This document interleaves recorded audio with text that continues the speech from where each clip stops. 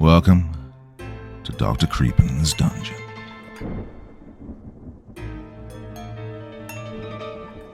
Weird or unusual things can evoke fear because they challenge our expectations and understanding of the world. The unfamiliarity, the strange or bizarre triggers a primal fear response rooted in the human instinct for self-preservation, as our brains are wired to recognize potential threats. Additionally, the fear of the unknown can be linked to a lack of control or predictability, causing discomfort and anxiety in the face of things that defy our normal understanding or experiences, as we shall see in tonight's 3 tales of terrifying horror. Now, as ever before we begin, a word of caution. Tonight's stories may contain strong language or descriptions of violence and horrific imagery. That sounds like your kind of thing. Then let's begin.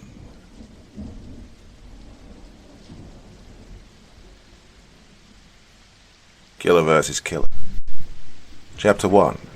The Chances. There was something eerie about that evening. The wind was witnessing the gloom that covered the city. Streetlights were trying to light up every dark corner, as if they were afraid that if they didn't, something sinister might develop. A stray dog was lurking in the street, looking for something to eat, and it stopped to smell a piece of garbage beside the pedestrian path. It was just trying to decide if the piece was edible when its eyes lit up, and its head jerked in response to the sudden development. I turned on the light of the living room and looked outside the window at the stray dog, who stared at me for a second and then went along to do whatever it was doing. I looked across the street and the hazy sky. It was so calm that one wouldn't suspect a thing before stepping out of his home. I looked around at all the other houses in the streets. Their blinds were closed as if they didn't want to witness such a gloomy night, as if they wanted to skip this evening. I felt I should do so too, so I closed my blinds, but when I turned away from the window, I wondered if I could skip the evening. And, well, I realized I could, but the thing was, I didn't want to. How many times does one get a chance like this? I looked at the clock on the wall. It was just about to be 8 o'clock. Oh, they're not going to be back before 11. I've got 3 hours to do anything I want. I said out loud, just out of the excitement that I had the house to myself for another 3 hours. I lunged at the couch, reached out to grab the remote, and turned on the television. I could watch whatever I wanted. I was surfing through the channels when my eyes caught the headline on a news channel. Serial killer at large. I stopped and started watching the news. The reporter was speaking. The police cannot even confirm if the murder was committed by the same killer. So does that mean that there could be more than one killer operating in this city? Holy shit, I thought. 2 serial killers loose around the city. I wondered what the chances were that they'd both end up at the same place. There is no need to panic right now. The officer who the reporter was interviewing spoke. He didn't seem very confident about his words, though. We are not sure if this is the same killer, but we are investigating. Meanwhile, I suggest everyone stay calm and report anything suspicious around you. Oh, boy. I realized I was hungry, so I turned the television off and went into the kitchen, right next to the living room. I opened the fridge but closed it again immediately. I'm going to cook myself, I thought. Half an hour later, the kitchen was filled with the smell of heating oil, spices, and freshly cut tomatoes and onions. And I turned the television back on just for a bit of background noise, and honestly, well, because I could do it. I sat back on the couch with my dinner. I went to enjoy it, watching a sitcom. Well, I was searching for one, but again, I stopped on the news channel. I don't know why. The reporter was extensively explaining the differences between the last 2 incidents. But the second one, which happened the night before, was all across the city. The victim was alone in the house. Her husband was away for work. Then they cut to the interview of a neighbor. Her husband was out of town just for 2 days. It was unfortunate that the killer came across the neighborhood just when she was alone. They then cut to another one. Well, I felt like someone just walked across my window. I didn't think he'd bother us because there were 5 of us in the house that night. After a few minutes, I looked through the window. Her house was in complete darkness. Not one light was on. Well, I found it strange because they never have all their lights on. They even sleep with their nightlight on. There was no chance she would sleep in the complete dark when she was alone. It wasn't even her bedtime. He was speaking without stopping to breathe.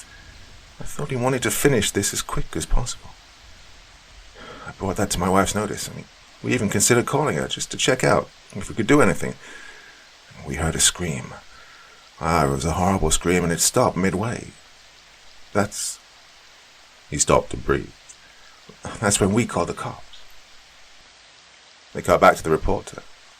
She now began to describe the crime scene. Her body was found in the middle of the living room. There was no sign of struggle. It looked like she didn't notice the killer breaking in. She was stabbed with a knife in the back a few times. Oh my God. I couldn't help but to say out loud, that is so... And I couldn't finish because I suddenly found myself in the complete dark. The power was out. I stood up and looked around to understand what was happening. When I felt someone move around outside the living room. There was someone else in the house. Chapter 2. The Smile. I couldn't think about anything for a second. Someone was in my house, and given the conditions, I was like dead sure of who it was. It was so quiet and dark that one would be scared to death right now. Oh man, I was just kidding about those chances. I don't want to do this right now, I said under my breath. I started to think. He must have pulled the main switch right beside the exit, which means he's going to enter from the door behind me. I crouched down and walked slowly on my toes in the opposite direction towards the kitchen. I stayed there, trying to listen. Didn't hear a thing. It seemed like he was gliding above the ground. While I was planning my strategy to get out of this situation, I pictured the whole layout of the house in my head again. The front half of the house was relatively open except for the storeroom and the bathroom in the far end opposite to the living room. The rear bedroom had another door which opened in the corridor right in front of the kitchen. So count them in too. I could use that door to get into the rear bedroom and go to the front bedroom from the other door. And from there I could use the other door which would get me into the corridor right in front of the main exit. Yeah, that was it. I started walking towards the kitchen door. I still didn't hear anything. It was so quiet that I was sure I would at least hear him breathe. I stepped into the corridor. The main exit was at the other end on my left. I could run, but I didn't want to risk it because I'd have to cross the living room on my left. I slowly opened the door of the bedroom in front of me, trying not to make any noises, but still made a faint sound of clicking. I didn't shut it behind me. Instead, I quickly walked to the other door at the other end on the left wall. I grabbed the knob of the door to open it, but it was already open. Well, I didn't even have to process it. If this door was open, and the other one was closed, then that meant he was in this room, right now. I threw the door open and quickly dashed out. The door slammed on the wall behind me, and for the first time I heard his footsteps. I didn't think. I got into the front bedroom. The door was open. So instead of the living room on his right from the entrance, he turned left into this bedroom, and left through the other door and hid in the rear bedroom. Did he know I was going to go that way? How could he? I slowly walked into the corridor, just a few steps away from the exit. I let the air out of my lungs, grabbed and turned the knob of the door except, well, it didn't turn. The door was locked. Damn it. Can these doors even be locked from the inside? God, he's good, I thought. I turned back and looked into the dark corridor. There was only one way I could go now, back into the living room on my right. I slowly entered the living room and... what the hell? I thought. Someone just pulled the blinds open. The streetlight fell on the living room floor, There he was, standing right beside the window. He planned all of this. I looked at him and thought. He was standing so precisely that I could only see the upper half of his grubby, sweat-soaked, dark green shirt, his flaring nostrils like he was taking the scent of the fear of his prey, and his dry, petulant, and belligerent lips, which then stretched into a smile, an evil, broad, and obnoxious smile, a smile that made me freeze dead right in my spot. I looked at him smiling, and I just kept looking. I couldn't turn away, and for the first time in my life, I felt my heart. It was pounding in my chest. He must have heard it too. He knew that whatever he was doing, it was working. He was like Medusa, who just turned me into stone with his smile instead of his gaze. I couldn't resist but thinking, wow, he's really good. I wanted to say it to him, but I was impressed with his move. I mean, he killed people, but still. I was so impressed by his game, I almost said, I admire you and your game. Yep, I want to play it. He didn't do anything like moving towards me, or raising his hand holding a knife, or saying something like, you are dead, or anything at all. He and I both knew that he didn't have to. We knew that he got me. One couldn't do anything in this situation. Whether one runs away or towards him, he's got him. Whether one cries, screams, or stays quiet, he's got him. It was his game and his rules. So I did the last thing you'd expect. Looked straight at him, and I smiled back. Chapter 3. Killer versus Killer. Nothing happened for quite some time. It could have been after days, or it could have been the very next moment. His smile widened. He understood me just like I understood him. At that moment, no two people knew each other better than we did. It was a silent agreement. We were impressed by each other. We admired each other. We communicated that with just a smile. We didn't say anything, but if we had, we probably would have said, it's gonna be prodigious. He pulled the blinds shut again, and thus began our game. I felt him move, and I slowly, sneakily walked backwards into the bedroom and shut the door. I walked to the other door and shut that as well. Now if I knew him, he'd want to end this quickly, no matter how much he enjoys this, which meant that I had to be patient. I curled up in a corner from where I could see both the doors. If he entered from one, I could get out from the other. Time passed. The only thing I could hear was the ticking noise from the clock on the wall, like it was a referee for our game and was keeping track of the time. But isn't that true for all of us? I thought. The time is a referee for the stupid little game we call life. It keeps track of all our choices, good and bad. One bad decision, and the game's over. Well, one of us was going to make a bad choice tonight. Suddenly I heard the soft sound of the lock clicking open on my left. He must have taken the kitchen round. I slowly got up and was ready to walk out the other door, but he didn't enter the room. I had my hand on the knob of the door, and I was waiting, and I felt the knob turning in my hand. He was just outside the door. I quickly let go of the knob and got back into the corner. I heard the lock click open. I waited, but nothing happened. So, he was playing with me. He wasn't in a hurry at all. He was taking his time. So I didn't know him the way he knew me. So to beat him in his game, I had to be not me. Just when I was thinking to be impulsive, the clock on the wall chimed. And I knew that was my chance.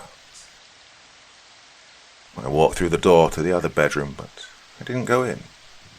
I turned right and walked straight into the kitchen. If I wanted to turn this game around, I needed a weapon. I couldn't do it my way. I was looking for something to work with, like a knife, when I felt him in the kitchen, and before I could even think of anything, I heard a knife sliding out of the knife block. He was thinking the same thing. I grabbed the first thing I could and ran out as fast as possible. I tucked it under my shirt and ran through the corridor, the rear bedroom, the front bedroom, and I was back in the corridor, right next to the exit. In front of me was the living room. I looked into the darkness, and a thought popped in my mind. He had me in the darkness, but he can't hide in the light. He can't play his game if I could see him. I walked inside the living room, approached the window, threw my hand to grab the lift cord, but instead my hand grabbed something else. Something big, sweaty, and cold. His hand. That was the second time I felt my heart in my chest, and perhaps he did too. This was his final move. He got me. The game was over. I heard him swish his knife. There was no kidding around here, so I ran for my life. I ran past the 2 bedrooms and the boundary that separated the open part of the house from the dead end in the far end opposite to the living room. I was standing at the end, staring at the wall. On my right was the bathroom, and on the left was the storeroom. He was probably inching his way towards me. Now, there was nowhere left to go. I opened the bathroom door but didn't enter. I left the door open, and got in the storeroom and shut the door.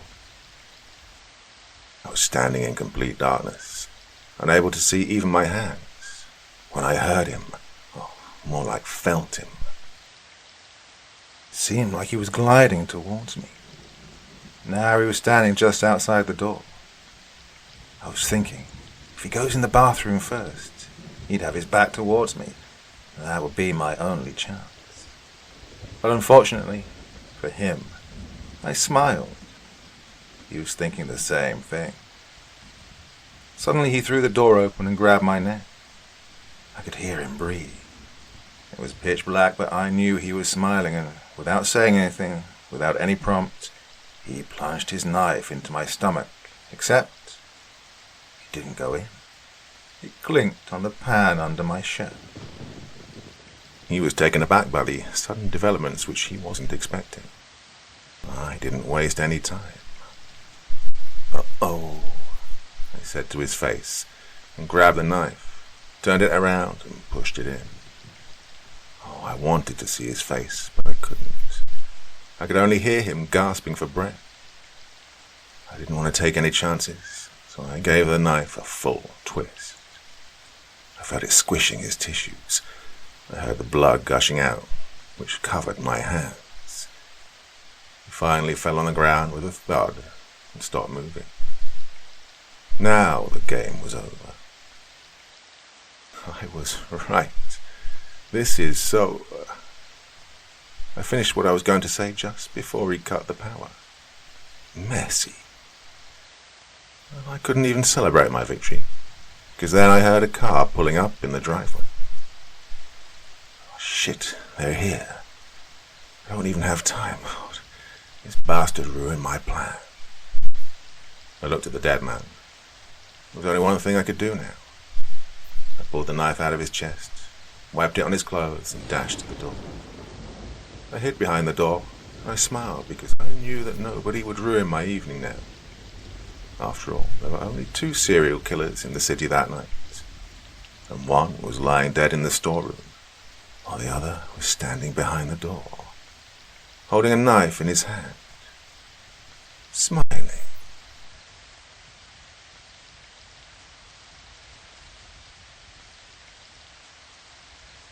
The wasting room. There is an unspoken rule that dictates that all stories, regardless of intent and genre, must be satisfying. So I'll start by telling you right now that my tale won't be abiding by that rule.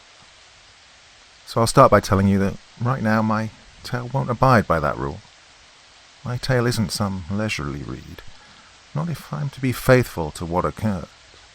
I'll have to tell my story as it happened. A slow, drawn-out death. No lesson, no closure, no reason, nothing to justify what happened to my friends and me. If you're looking for answers, leave. Turn away, shut the door. You won't find them here. Nightmares, like all sickly, malformed children, have a point of conception and birth. Mine was birthed in my elementary school, vile and caustic. Well, I like to think every school has them. Little rumours and myths about the place. Ours just happened to be the wasting room. In the centre of the east wing of the school was a brick building, about the size of a small garage. When I was in 3rd grade, I walked past it and was immediately entranced by it. I went up to it and ran my fingers along the surface of the weathered brick, revelling in the amalgamation of strange textures. Spongy patches of moss, brick and mortar rough as sandpaper, the deep crevices and cracks, all perfect contrast bound to a single surface. I circled the building, running my fingers alongside it until I stood in front of the door. Impulsively, I reached for the doorknob and rested my hand on the cold, rusted brass door handle. Energy seeped from it to me, the transferring of an idea, an instinct. Calling to me. I now know that's what it was doing. My hand tightened around the handle, and it was starting to twist open, when the harsh reprimands of a woman's voice froze me in place. "Christopher, what are you doing?" asked my teacher, Mrs. Leore. She gave me a mild scolding before telling me that room was off limits and to run along and get to class. Later that day at recess, I asked my friends, Danny and Leah, about the mysterious red brick building. "That's the wasting room. My older brother says that's where they take the bad kids," answered Danny. "I heard a witch lives there," Leah added. Well, I pondered it for a moment, and just like most kids my age, I accepted both answers as true. I learned more about that forsaken room. The rumor goes that back when teachers were allowed to hit students, they'd do it in that brick room. One day an exceptionally cruel principal took a 3rd grader named Lily into the brick room and beat her so savagely he thought he'd killed her. In his panic he sealed the room and forbade anyone from entering. Unfortunately, Lily hadn't died. That would have been a mercy. She was just knocked unconscious. When she finally woke up and saw that she was trapped inside the brick room, she tried everything she could to break out, but being so young, her meek voice was never heard. Instead, she slowly rotted away for a few weeks, wasting away from the inside out. When they finally found her, years later, her remains were mummified, her face contorted in eternal anguish, her little fingers whittled away to the bone, fragments of her nails embedded into the brick walls. Dried blood stained the floor and walls. Ever since then, the room has been permanently locked. A gruesome tale told to children living in a gruesome world. Of course, as all kids do with myths and urban legends, we embellished them. Danny would tell us that Lily was still alive, that she'd survived off of rats and a leaky water pipe. Leah thought that the teachers still used the room to punish the worst students. I made up a story of how I once saw Mrs. Leore open the door, and I was able to see the dusty skeleton of Lily still inside. Danny and Leah didn't believe me, of course, but the mystery surrounding the room still intrigued us. My favourite rumour was that the ghost of little Lily wandered the halls of the East Wing, and on lonely, dreary days or dark, starless nights, she would drag anyone caught alone into the wasting room to suffer the same fate that she did. It wasn't until the beginning of the 6th grade when we invested in getting inside the room and seeing if any of the rumours were true. I was the one that pushed our trio towards that insidious red brick building. It was our final year before we'd be ushered into the ever awkward and painful stage known as adolescence. Well, Danny was an early bloomer, and as the first wave of hormonal changes hit, he changed drastically. He was no longer interested in running around with Leah and me, as we chased small animals and hit trees with sticks. That was kid stuff, and if his sudden growth spurt was any indicator, Danny wasn't a kid like us, not anymore. The night I decided we needed to make one last chance at recapturing that childhood sense of adventure was the night Danny pulled out a crinkled magazine from under his bed and flashed me the cover. It was a Playboy, a busty, scantily clad model on its cover. When he opened the magazine and tried to show me, I turned away as if it was a photo of a crime scene. I didn't want to see it. I knew if I did, that would be the death of the child that still existed within me. I didn't want to leave that stage of my life behind. Not yet. Danny briefly berated me, asking me if I was gay, saying that was the only reason someone would be scared of boobs. I ignored him and asked my mum to pick me up early. I knew then that the only way to reel Danny back in would be with something that could still spark childish fear and wonder. The room. I knew even back then that after the summer, our trio's dynamic would never be the same. It was Leah. Danny and I had been subtly vying for her attention. We both looked at her through different lenses, and I guess I just wanted to have one last adventure before our biology tore us apart. I was initially met with hesitation when I brought up the room, but after a bit of badgering, they were on board. "How are you going to do it? The teachers keep the doors locked, you know," Leah said. "That proves that they're hiding something, doesn't it?" Danny added. "Maybe we can steal a key from one of the teachers," I said. Leah scrunched her face at the suggestion. She warned us about how that would only cause more trouble. Danny interrupted to inform us of a secret entrance to the room his brother told him about. Leah and I were both skeptical at that claim, but Danny was insistent that there was a secret underground entrance. "My brother says that he found it one time. Says there's a basement in the back of the school," Dan insisted. "Well, then he's just going to have to show it to us then," Leah replied. Though we'd settled on trying to convince Danny's brother to guide us to this so-called secret entrance, we still made an effort to locate it on our own. Leah got picked up as soon as school was out, but Danny and I had about 30 minutes before his dad picked both of us up. We snuck to the field in the back of the school and poked around for a few minutes, but found nothing but rocks and dirt. We gave up after a while and headed back towards the front of the school to wait for Mr. Powell to pick us up. I hadn't thought about the plausibility of the school having multiple sealed exits and entrances.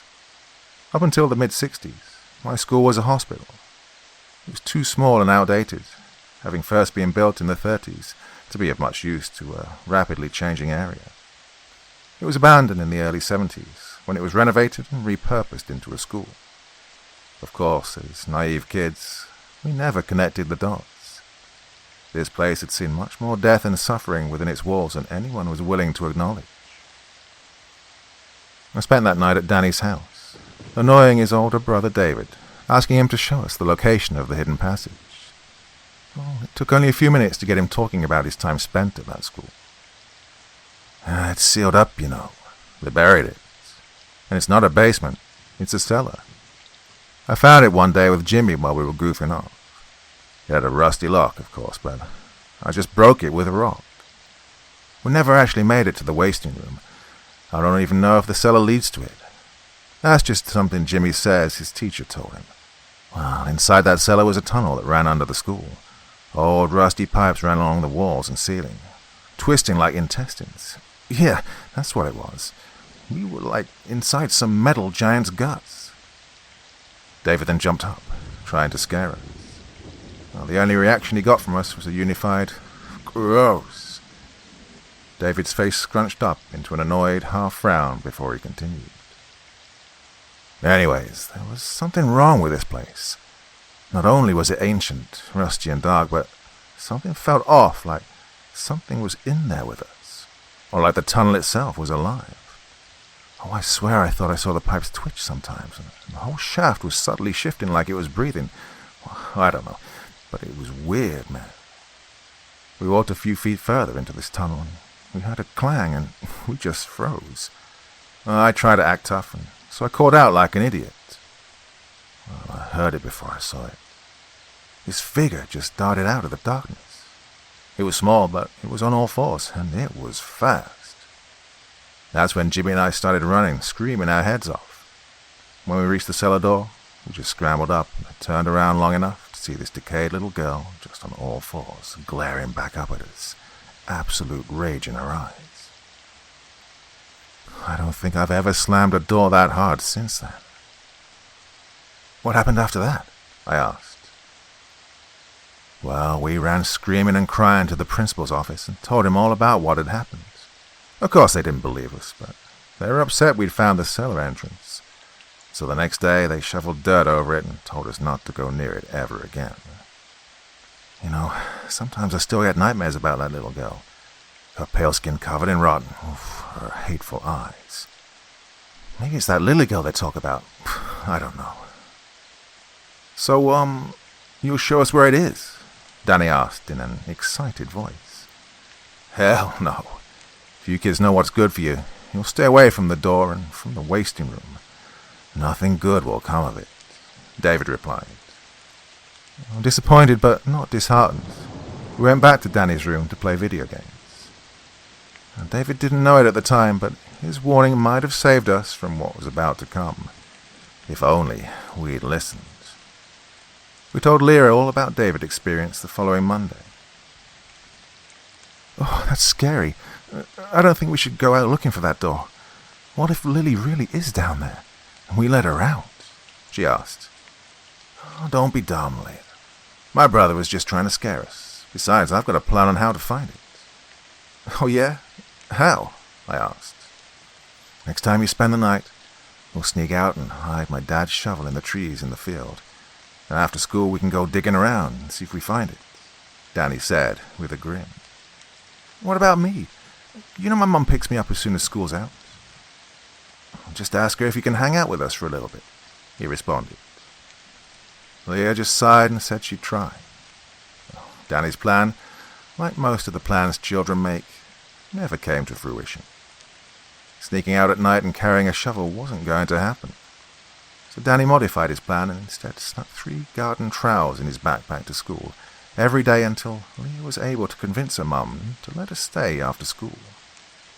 It took 3 weeks of Leah's whining, but she finally caved in after Danny's father gave her a verbal confirmation that he'd drop Leah off at her house. It was a warm summer day when we made the trek to the back of the school to search for the cellar door. 6th grade graduation was near, and I knew that these halcyon days were nearing their end. This would be our last great childhood adventure, and I wanted to make this one the one to remember for the rest of my life. In the greatest knife twist of irony, that wish came true. We spent only a few minutes stabbing the ground nearest to the school building before Leah hit something with her trowel. She shouted for us to check it out. She was always eager when it came to being the first at things. Day and I started digging, and sure enough, we heard and felt our trowels scrape against metal buried only 3 to 4 inches deep. The 3 of us ran over and started scraping away until a rusty metal cellar door lay before us. Dan let out an excited yell and did a little half-dance. Oh, I hadn't seen him act so goofy in months. I was starting to reach for the handle of the door to throw it open when I felt a firm, icy grip on my wrist freeze me in place. I jerked around in a panic to try and get a glimpse of the figure towering over me. "What are you children doing?" asked Mrs. Leory in a calm but cold tone. "Nothing, we were just playing around, digging for rocks and stuff," Danny answered. "Oh? Explain why you're in a strictly off-limit area, eh?" Mrs. Leory pointed an accusatory finger at Leah. Leah looked down at her feet for a moment and let a few tears fall. The poor girl was always frightened by authority figures. "We were looking for a way to get into the wasting room," Leah said, tears slowly falling from her face. "Oh, that persistent rumor. I can show it to you if you want," Mrs. Leory said with a slight laugh. "Wait, really?" Danny asked. "Yes, if it'll put these silly rumors to rest. Come, follow me," Mrs. Leory said. The walk to the eastern wing was punctuated by an anxious undercurrent. The various rumors surrounding that room, its nefarious purpose, and origins cycled through my mind. My anxiety peaked as we stood in front of that red brick building. Mrs. Leary took out a lanyard with a single base key, gave us one final look, and inserted the key into the rusted, aging lock. The sound of the lock turning sent a jolt of paralytic fear through my body. Something about the faint grin Mrs. Leary gave us seemed sinister. As she creaked the door open, I started urging myself to take hold of my friend's hands and just run. But every command I internally screamed at my body was ignored. Mrs. Leary straightened her back and flung the door open. The screeching of its ancient hinges cut through the silence and echoed off of concrete and linoleum. Danny jumped back. Leah gasped, and I broke out of my stunned silence to make a diminutive sound at the sight of what lay behind the door. Nothing. No skeletons, no bodies, no little girl withered and broken, seeking revenge on the world that condemned her to a fate worse than death. Just dust, some shelves, and old furniture. Want to know why it was called the wasting room? Well, this little room was once used as a pantry back when this school was still a hospital. When the teachers first opened it up after its conversion, they found it full of spoiled food. Guess the name got out to the students, and they ran with it, made up all sorts of ridiculous things. Well, we only use it for storage these days. Nothing to fear. But what about Lily? I blurted out. Oh, Lily Teresa Esther, that was her name. Well, the police determined that she was abducted by her estranged father and was never seen again. The last time she was seen was at this campus, but she didn't die here. Well, the investigation was thorough, and nothing was ever found. We stood dumbfounded by these sudden revelations. Good enough for you, kids? She asked. Yeah, I guess, Leah answered. Good, I've got things to attend to, she said, locking the room and stuffing the lanyard into her back pocket. As she was getting ready to leave, Danny ran up and hugged her, thanking her for solving the mystery for us. She let out an exaggerated sigh and let him know that it was no big deal and turned to leave. As soon as she was out of earshot, Danny spoke up. Hey, did you see it? See what? Leah and I asked in unison. You didn't see it? Well, I guess I'll have to show you, Danny said as he dangled the lanyard in front of us. Danny, we're going to be in so much trouble. You need to give that back, Leah said. Yeah, Danny. Look, your dad's going to be here any minute, I said. Just enough time to take a quick peek, he replied. Danny took a quick look to make sure no one else was around, and quickly unlocked the door and opened it wide. He walked in and motioned for us to do the same. Don't be babies. Don't you guys want to see it? I took a nervous step inside the room, Leah close behind me. Danny walked towards an old, filthy dresser. Hey, help me move this thing. All three of us worked to push the thing a few feet, and revealed that directly underneath it was a rusty cellar door. See, I told you guys, Danny said. Well, I don't think this is a good idea, Danny. We don't know what's down there. Your dad's probably waiting for us, I said. Yeah, and we already saw that the wasting room is nothing to be scared of. Danny tugged on the cellar door's handle and slowly raised it until it stood open. Did you guys ever think that maybe this isn't the wasting room? Danny asked. What do you mean? I asked. David said that he saw Lily in some tunnel in the cellar. Well, we should check it out at least. I peered down the cellar and saw a ladder leading to a smaller chamber inside. There was a corridor attached to it, and at the edge of it, I saw several pipes. Danny was onto something, and with my curiosity piqued, I agreed that it would be worth taking a look. What about your dad? Oh, my mom will kill me if we're late, Leah whined. It'll only be a second, just to see if the wasting room is down there, Danny said. I gave Leah's hand a quick squeeze and a reassuring look before she nodded slightly. Reluctantly, she joined us as we climbed down into the cellar. The chamber was surprisingly well lit. Light bulbs lined the ceiling. Well, they were far enough apart that pockets of darkness existed in between each one. But the most substantial oddity in the room was the profound lack of dust on anything. Sure, rust lined the pipes, but the dust was nowhere to be seen. I should have seen this as a warning sign, a tell that the place had been inhabited for years. Leah pressed closer to me as Danny led our trio towards the pipeline corridor. The moment we crossed the threshold into it, we heard a loud slam that caused the lights to flicker. In the brief moment of darkness, I swore I could see movement. We screamed, loud and piercing. Our collective shriek reached a siren-loud crescendo that quieted as the lights returned to their usual, stable illumination. Leah was gripping my hand so tightly it hurt, and she was openly sobbing. "I want to go home," she said in between sobs. "Yeah," Danny agreed. We turned to run back towards the ladder and saw that the cellar door had been what had slammed shut. I scrambled up the ladder and tried to throw the doors open, but no matter how hard I pushed and hit it, it made no signs of budging. I started screaming for help, hoping someone would hear and let us out. "Shit," Danny cursed. "What are we going to do?" I yelled. Leah was now hysterical, pleading for us to get out of there.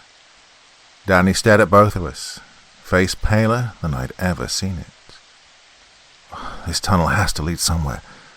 I bet that it'll be the cellar on the other side of the school. We should—" "No, we have to wait here. Wait here for help," Leah yelled. "Leah's right. If we stay here, someone's bound to find us," I said. Well, Danny nodded and joined us in calling out for help and occasionally pounding at the cellar door. Hours seemed to pass by, and when we'd screamed our voices hoarse and worked our hands raw, we knew that no one was coming. "We have to look for a way out," Danny said in a dry whisper. I nodded meekly and tried to help a near catatonic Leah stand to her feet. She was responsive, despite her silence. Walking to the edge of the room and peering down that ancient corridor, I saw that it stretched on as far as the eye could see, the light bulbs illuminating as much as they possibly could before blinking out of existence. I took a precarious step into the tunnel, expecting something to happen, but when nothing did, I took another. Danny walked ahead in feigned bravado, and Leah followed close behind me. We walked until we hit the first light bulb above our heads. Like a spotlight, it shone in disorienting brilliance, giving us a clear view of the rusted and flake metal pipes running alongside us. Some had built up condensation and dripped cold droplets. Others leaked a dubious black fluid, and some occasionally shot a jet of steam through cracks and holes. I had the slightest inclination to reach out and touch them, but I caught myself halfway through the thought. I looked ahead and saw the murky darkness we had to cross before reaching the next light bulb lit beacon. "Grab my hand and run," I said. Leah took my right hand and Danny my left, and we sprinted as a linked unit into the next spotlight. We repeated this 5 or 6 more times before I noticed a change in scenery. The number of pipes running alongside had quadrupled, crowding the walls and ceiling and leaving no space at all. The size and variations of the pipes had also increased, some so rusted that they seemed on the verge of bursting, while others seemed almost new, until closer inspection revealed the layers of grime that coated their surfaces. Some pipes were as wide as my head, while others were as thin as wires. I was also beginning to see that some of them were, very subtly, vibrating. I tried to pick up the pace, but after passing 8 more light bulbs, my foot caught on something, and I fell hard. I was plunged into darkness, unable to see what had tripped me. The floor no longer felt like concrete. It was lumpy and harsh, covered in strange groves and valleys. Dread formed in my stomach as I tried to imagine what it could be. "Get up!" Danny shouted. He hoisted me up, and we ran into the safety of the light. It was there when I finally got a good look at the floor. Pipes. The floor was made up of pipes. They lined every inch of space. I wondered if they rested on any concrete or if we were walking in a hallway of suspended pipes. An unusually large pipe above our heads lightly showered us in a clear liquid I hoped was water. Leia looked at me with fear in her eyes. Danny saw it too. He turned away and stared at what lay ahead. The pipes beneath were now noticeably undulating. Not constantly, but a wave of motion came and went in 40-second intervals. No one spoke up about the phenomena. Instead, we rested for a bit before we continued our trek down the pipe-filled tunnel, silent and no longer holding each other's hands. I lost track of how many light bulbs we'd passed and how long we'd been down here. We collapsed in exhaustion under the glow of a light bulb. The pipes were now undeniably in constant shifting motion, an industrial, intestinal tract. The hallway itself pushing us forward ever so slightly. The pipes now had multiple facets, spigots and knobs, some leaking foul, inky liquids while some spewed a steady steam of fetid water.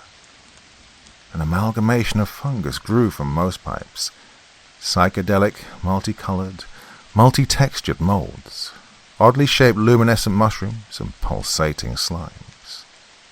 The putrid scent of decay, spores, rust, metal, and death filled my lungs with every heaving breath.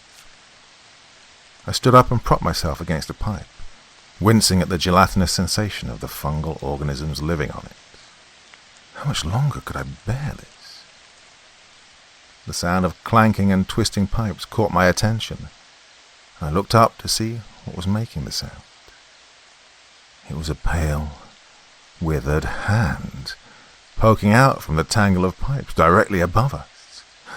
I stood frozen in place, unable to shout, as a second hand slipped through and pushed the metal pipes apart as easily as if they were rubber. The sound the pipes made as they were forced apart caught the attention of both Leah and Danny, and they looked up, directly above their heads. As the hands pushed the pipes further apart, we all saw what it was, and we let out a collective shriek. The weathered visage of Lily peered back at us, hateful and coiled with malevolent intent. Where her eyes had once been now grew pale, table-cap mushrooms. The inside of her mouth was stained black, and its putrid stench overpowered that of the pipe corridor. From her long, mummified skin, within the rips and tears, some fungus grew and dangled down or stood erect, vile, defiling fallacies taking root in her child long dead. I saw the mycelium through her translucent, papery skin. It throbbed, ached, and the morbid thought that the fungus was puppeteering poor old Lily Teresa Esther briefly materialized in my mind. It was dispelled, though, by the shuddering sound she made, something between a wheeze and a scream. She lunged wildly as soon as it escaped from the rotting pit of her mouth. "What is that?" Leah screamed. "Just run." Lily was on all fours then, facing us. A swollen purple tongue fell out of that black pit, and she flicked it suggestively at us. I saw little white pustules lining the sides of her tongue and recognized with horror what they were. Tiny mushroom caps. We ran faster than we had ever run in our lives. Lily let out another wheezing shriek and was at our heels. My chest burned with every breath. Nearing exhaustion, I dared to look behind me. Lily was now on the ceiling, clinging on the pipes like some hellish gecko, and she was closing the gap between us. In moments, she would be directly over our heads. "There! It's right there!" Leah shouted. She was pointing at an object just a few light bulbs away. I stood up to take a closer look and was shocked to see that it was a door, a rusted metal door. With newfound determination, I picked up speed and ran with all my might towards the promise of safety.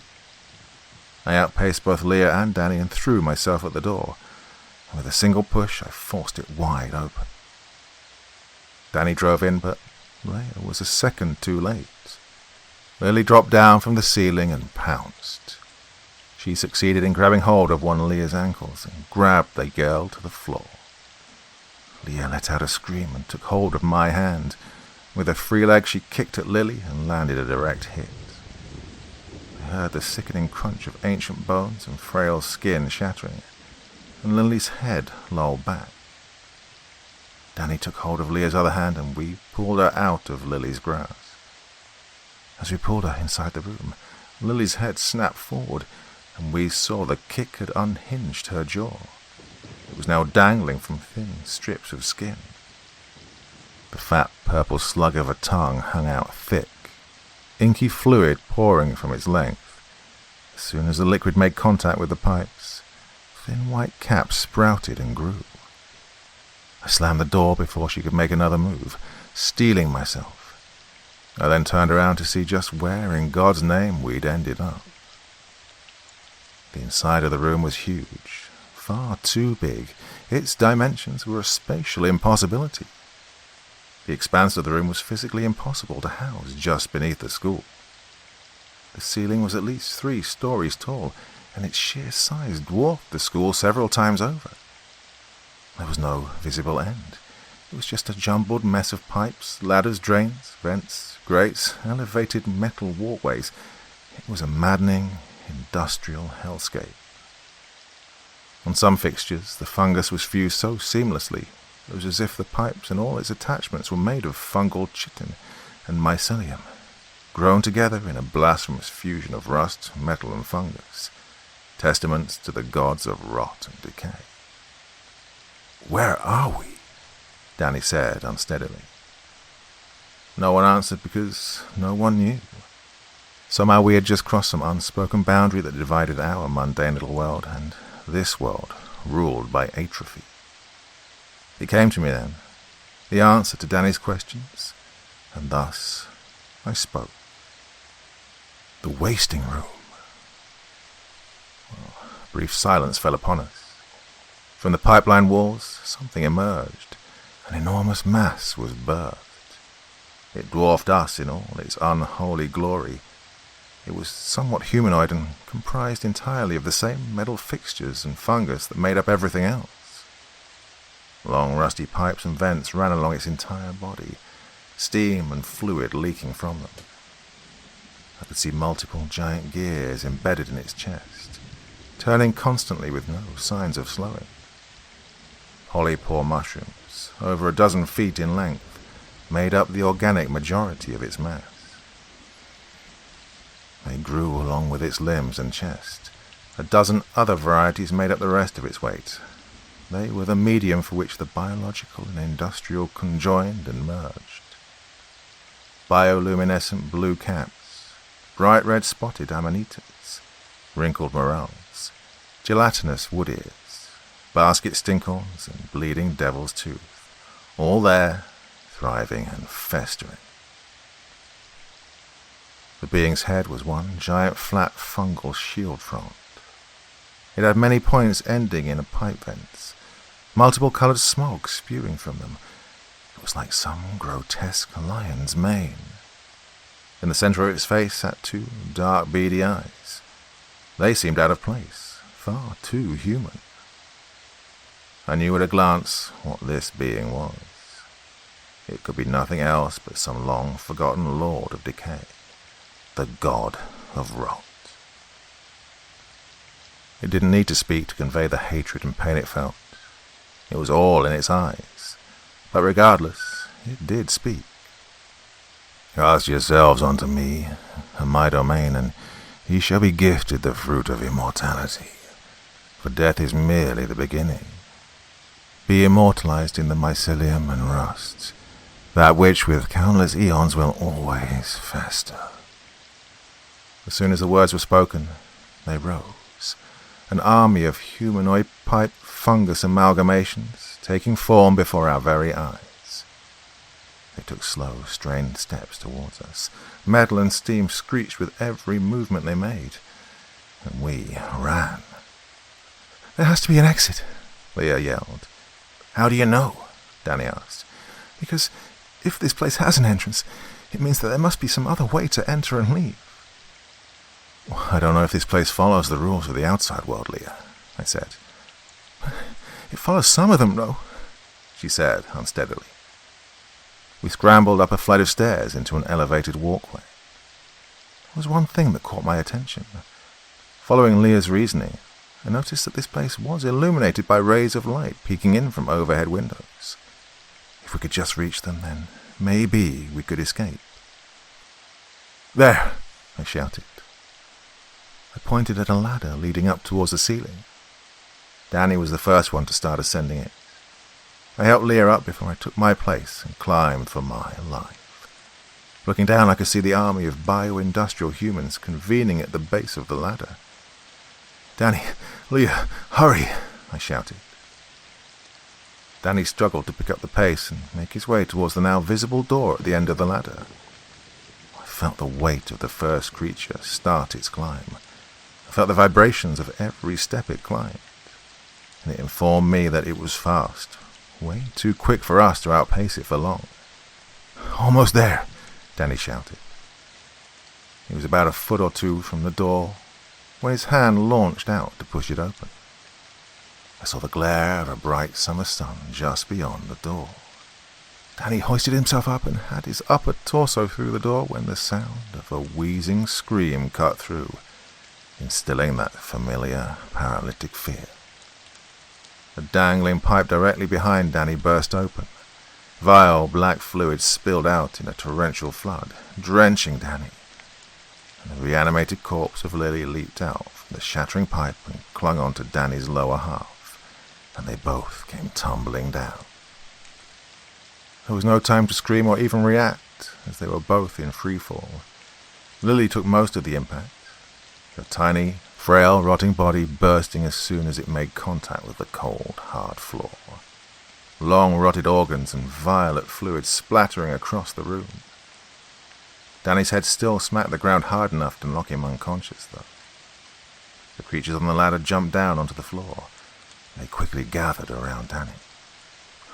We have to help him, I screamed. Leah, poor, shy, meek Leah, with eyes full of grief, made the final steps and climbed out into the world outside. I stood in shock, taking a glance back down at Danny and back again at Leah. I realized I had a choice to make.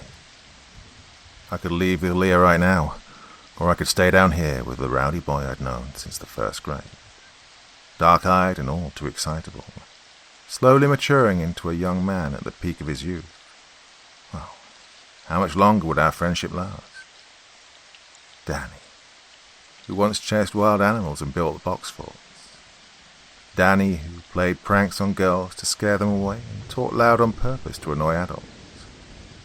Danny, who now rarely played with us and said our adventures were childish. Danny, who now preferred to look at magazines full of women splayed out naked instead of reading the latest Spider-Man comics with me. Danny had made his choice, and Leah had made hers. I reached out to her, and she took hold of my hand. Wait, please, Danny shouted, now conscious. I turned to look one final time. Danny was being carried away by the creatures.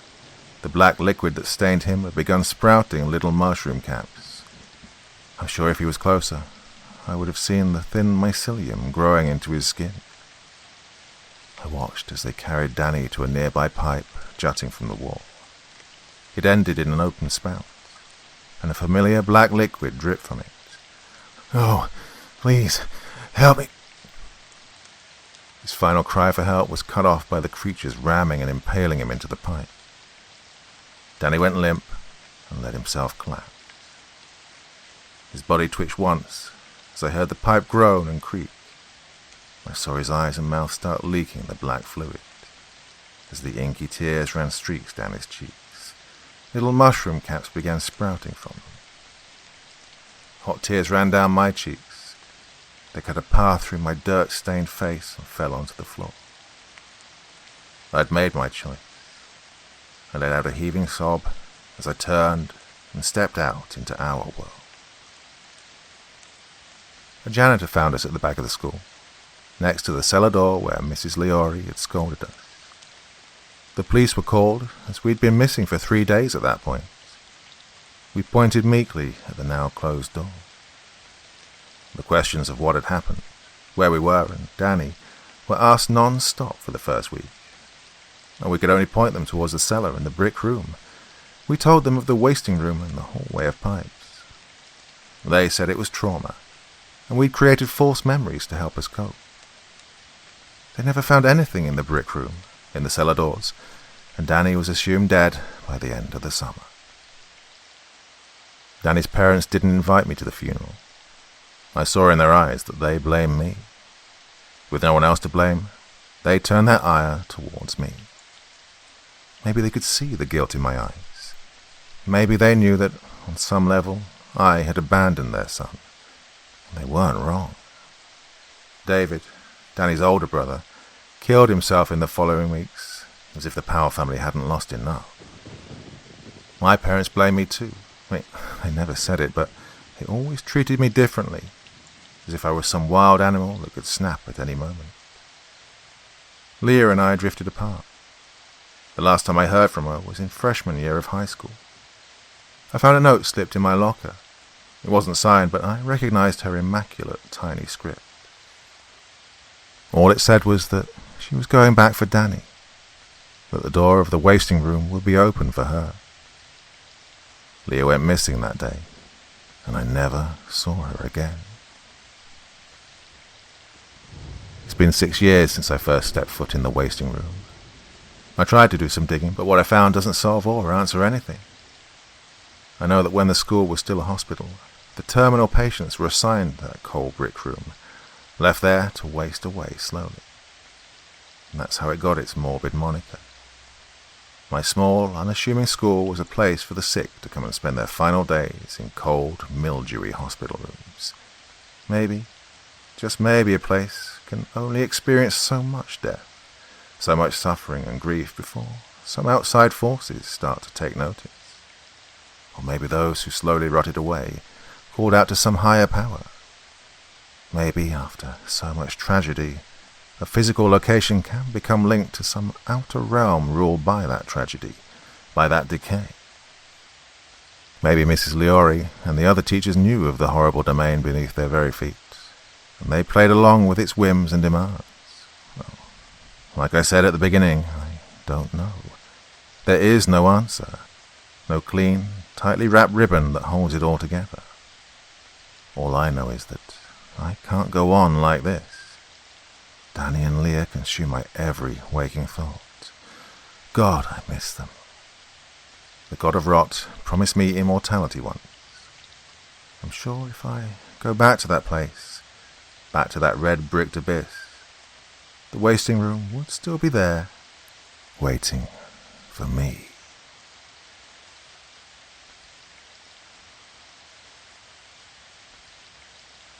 The Forest Gate.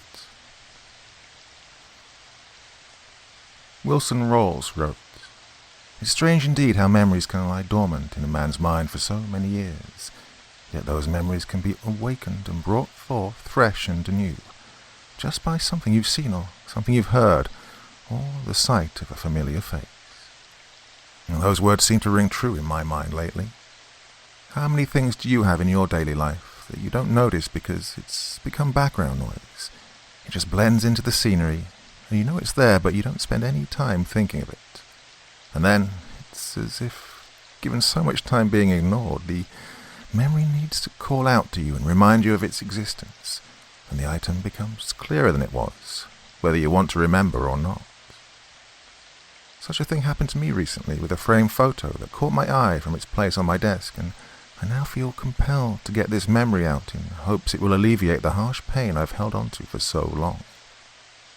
I don't know if it'll work that way, but I have to try something to get rid of this, to get it out of my head, to let at least a piece of it go. I need relief. I'm not going to pretend that I have plenty of memories that include my older brother and sister smiling or happy. I simply can't. I've seen photos, sure, but I was young when they went away, and don't have any strong memories, save one which is still only a snapshot of time and a bit shaky. That single memory is one I've done my best to hold on tight to, and I keep a picture from that day to remind me. The photo is a simple one of a set of 14-year-old twins holding up their little sister on their shoulders, which we pressed together to cradle the 7-year-old version of myself. We were all soaked after having a water fight with some of the neighborhood kids. I can't remember who all played or how a winner was determined, and looking back now, I don't think there was one, but back then, Rebecca and Travis lifted me up and declared that I won the whole battle for us, while my mother snapped the picture. That day was only weeks before our family would be altered and scarred forever. 22 years later, and I still keep that photo in a frame on my desk. It's behind some others because it's difficult for me to look at, but I can't also bring myself to tuck it away in some box in a closet, not to be included in my life. So, to address the basics, my sister spent over a decade in a mental institution after, as my parents always put it, a traumatic and horrific event that broke her mind and spirit and took our Travis away from us. I wouldn't understand much of what was happening back then until I was older. In a nutshell, my brother, sister, and 2 best friends went exploring in a forest while on a trip. Becca was the only one who survived whatever happened to them. Years later, as a curious teenager, I looked for any information I could find publicly, but was met with a big, fat nothing. This only served to piss me off and demand answers from my parents. They refused, only saying that forests are dangerous places. They wouldn't even tell me where this particular forest was. After any persistent inquiry I made to them, my mother would sequester herself in her bedroom for days. I could hear her bouts of sobbing sometimes, and her whispering to herself. I never could tell what she was saying, though. My father would be the opposite. He would put on an attitude that was so chipper it was obviously fake, and offer to take me shopping or do some sort of activity that focused on me. To this day I still think of him doing this whenever I hear the phrase, "Fake it till you make it." They were good parents, though, despite all of this. I didn't know at the time, I was too young to understand it, but they held themselves together as best they could while trying to keep the 3 of us a family. I also didn't know until I was older that they visited my sister often once she was allowed to see people. She was the reason we moved to another state. I knew that from day one, as they would openly tell me that they wanted to get her the best help possible and still be close to her. Once I turned 17, they let me join them on visits, but I only went once. When I turned 18, they told me that I could visit her on my own, but I never could bring myself to do so. It was difficult seeing her there and trying to think of things to talk about this person that I knew was my sister, but felt like a stranger. I'd spent more than half of my life at that point as an only child. My siblings were ghosts, and I'd learned to accept that. But physically, I was the only one around. This made it hard to make any connection with her. Well, I wish I'd tried. A few months before I turned 19, Becca was released into the care of my parents. She'd spent 12 years there. I was at college by then, but talked to her on the phone a couple of times and planned to spend most of my summer there. As you can imagine, it didn't go as planned. 2 months after going home, Becca left in the middle of the night and showed up at my door around 7 in the morning. I vaguely recognized the person standing there when I opened the door, groggy and still half asleep. From my drowsy perspective, she looked like a lost young woman, tired and a bit disheveled, as if she was running from something or someone. "Abby?" she asked. Her voice seemed to sit on the edge of tears. "Yes?" I said. Her response came as a sigh of relief and arms thrown around my neck in a tight hug. "Ugh," I managed to choke out. She pulled back and held me at arm's length, her hands gripping my shoulders as she looked me up and down. "I missed out on you growing up," she said. I stared at her for a second as recognition sparked in my mind, and I asked, "Rebecca?" She nodded briefly and smiled. I motioned for her to come inside and asked if she wanted any coffee. I could go over all the small specifics of morning coffee and asking why she was there, if our parents knew where she was. They didn't, but she had left a note. Our agreement for her to hang out while I attended 2 finals that day, all the plans for us to order a pizza and talk that night. Well, I could go into detail of how she seemed haunted or like she wanted to say something but was holding back. I could explain all of those tiny moments, but honestly, those aren't that important. That evening, after we scarfed down a large pepperoni pizza, I asked her again why she'd come, not buying her excuse from earlier that she needed some air. She was quiet for a moment and looked at her hands in her lap. "I have to go," she said in a small voice. "Go? It's late. You can stay here, even hang out for a few days, and then ride back with me to Mom's and Dad's," I said. "No," she said. She looked up at me and shook her head softly. "I have to go back there." "Back where?" I asked. "To the forest," she said. Her eyes pleaded for me to understand, or at least accept what she was saying. "You mean that place where everything happened?" "Why?" I asked, becoming concerned. My mind started swimming with thoughts and memories. I still had no idea what had actually happened, and as much as I wanted to sate my curiosity, I wasn't about to ask my sister, the one who'd been so broken after the event that she was shut away from my entire life. I didn't think she'd want to talk about it, or even if she did, I didn't think she really could without some sort of setback. "I don't know how to explain it. I can't voice it, but I want you to read something after I leave tomorrow," she said. "When will you be back?" I asked. "I don't know," she replied. I tried to get her to explain further, but once I realized she wouldn't, or possibly couldn't, I suggested that she spend another couple of days with me to enjoy the time we had together by watching a movie. Both of us participated in willfully pretending there wasn't anything hanging over our heads as we spent the rest of the evening hanging out.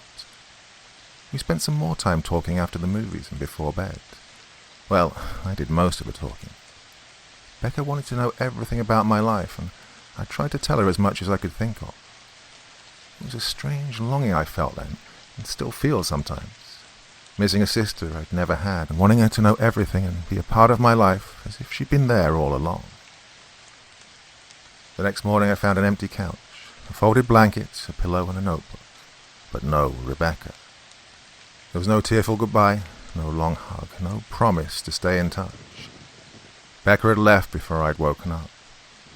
Initially I thought she hadn't left a note, but once I read through the little book she left, I found one scrawled in there, addressed to me. There wasn't much in the notebook, and it looked like a continuation from another book, almost the ending of a story. It did shed some light on what had happened 12 years before, but at the time I thought it was more of an indication of her broken mind while she was in the mental hospital. Well, later, my mind would change. There was no date on the entry, but it read as such. There it was. Finally, I'd made it. I found the gate. I could leave the forest. I pushed my body up, dried leaves and twigs crunching and poking into the palms of my aching hands. I couldn't give in to the pain of my body, though. I had to get up. I reached for the lowest branch of a nearby tree and grabbed for it. My hand met something slick, and my grasp didn't take, making me lose balance. I collided with the ground once more. The side of my face that met with the earth instantly felt as if it was on fire. I gave it no more than 2 seconds before I took as deep a breath as I could and pushed myself up again. I couldn't put much weight on my injured knee, so I did my best to balance on the other one. Once on my hands and one good knee, I began to pant, struggling to breathe. Just get up, damn it. You will never be forgiven. That broken multitude of voices from the trees echoed around me. I don't care, I yelled back. I just want to live. I was greeted with silence, the only sound coming from my labored breathing. Get up. I bit my lip and shifted my weight, preparing to move from my knee to my foot. It would have been so much easier if I had 2 working legs, but the simple fact was I didn't. I couldn't let that stop me, though. The gate was right there, a mere 20 or so feet away. I could walk that easily. I had to.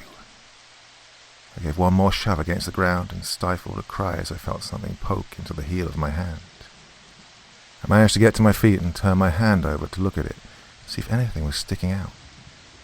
There was a thick thorn that I quickly yanked out of my flesh and dropped to the ground, not letting myself think about it too much. The rest of my hand was covered in dirt and bits of dead leaves and a dark liquid that I think was my blood, or maybe whatever had been on the branch I'd tried to grab. I wiped on my jeans and clenched my teeth. I couldn't worry about it yet. I took one limping step. "Come back!" I heard Angie's voice call out from behind me. She sounded like she was crying. My eyes shut tight, and I fought the urge to turn around. "No," I whispered to the air. "Becca, don't leave me," Angie pleaded. "Don't turn around. It's not her. Keep moving forward. You're almost there." My knee tried to buckle as I took a second step. My arm shot out to the sides for balance, the bloodied hand slamming into the trunk of a tree. I winced, but took a third step, and then a fourth and a fifth. Instead of looking over my shoulder, I chewed on my lip and hummed a melody to myself, one that I'd forgotten the name of. It was slow, steady, and broken, coming from my throat. But it helped. It gave me something to focus on other than my best friend's calls to me. After what felt like the longest few moments of my life, I arrived at the gate and fell to my knees before it. The jarring pain to my injured knee bested only by my relief. I reached out with both of my hands and felt the cool metal against my hot, sweaty and dirty palms. "You made it." The air already felt a little easier on my lungs, and I smiled, no longer humming. Angie still yelled for me.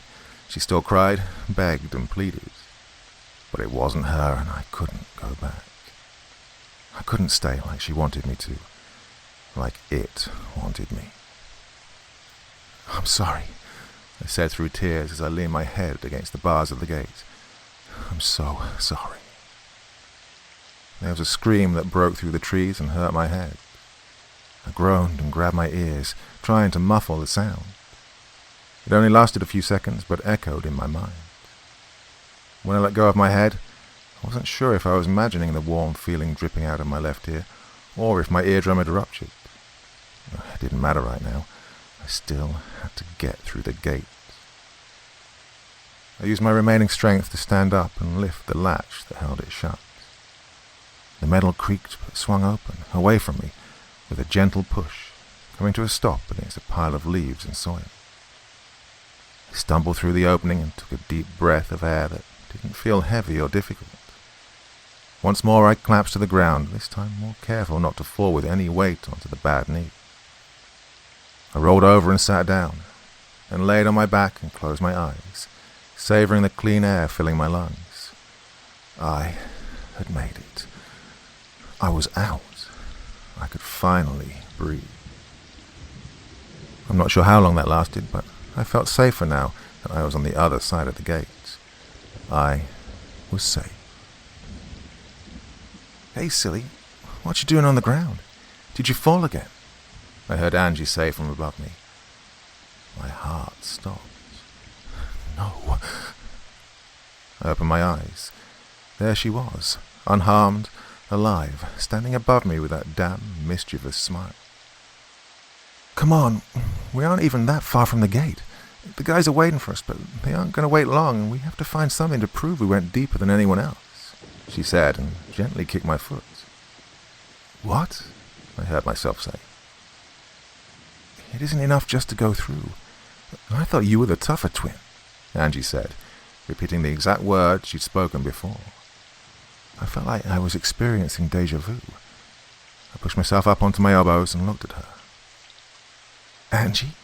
I asked. "Yeah, Bex," she said with an inquisitive smile. I stared at her in disbelief and glanced past her to see Travis and John inspecting some of the lower branches of a tree. Seconds ticked by that felt like minutes. I finally broke the gaze and looked at her outstretched hand, slowly placing mine in it. As I stood, I paid attention to my leg. My jeans were torn and dirty, and when I tried to bend my knee or put weight on it as I stood, I was met with sharp pain. I didn't understand. I looked back at Angie and saw her face grow dark. Her smile twisted into something sinister. The air pressed down onto me again and my heart pounded against my ribcage. I shook my head and then looked around frantically. My eyes found the gate again.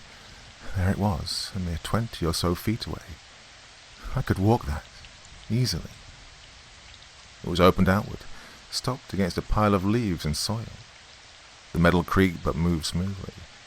With a resounding clang, the gate swung shut. After that, there was a single entry after a blank page that reads, "They're still there. I'm still there. I never left. I'm still in the forest. I have to go back. I have to find them. Oh God, I'm still there." 2 more blank pages separated this from the note that she left me. The note addressed to me read as such. "Abby, there are things in this world that are not spoken of or understood. I hope you can try to at least understand why I have to go back. I lost our brother that day, along with Angie and John. Their bodies were never found, and I dream of Travis every night.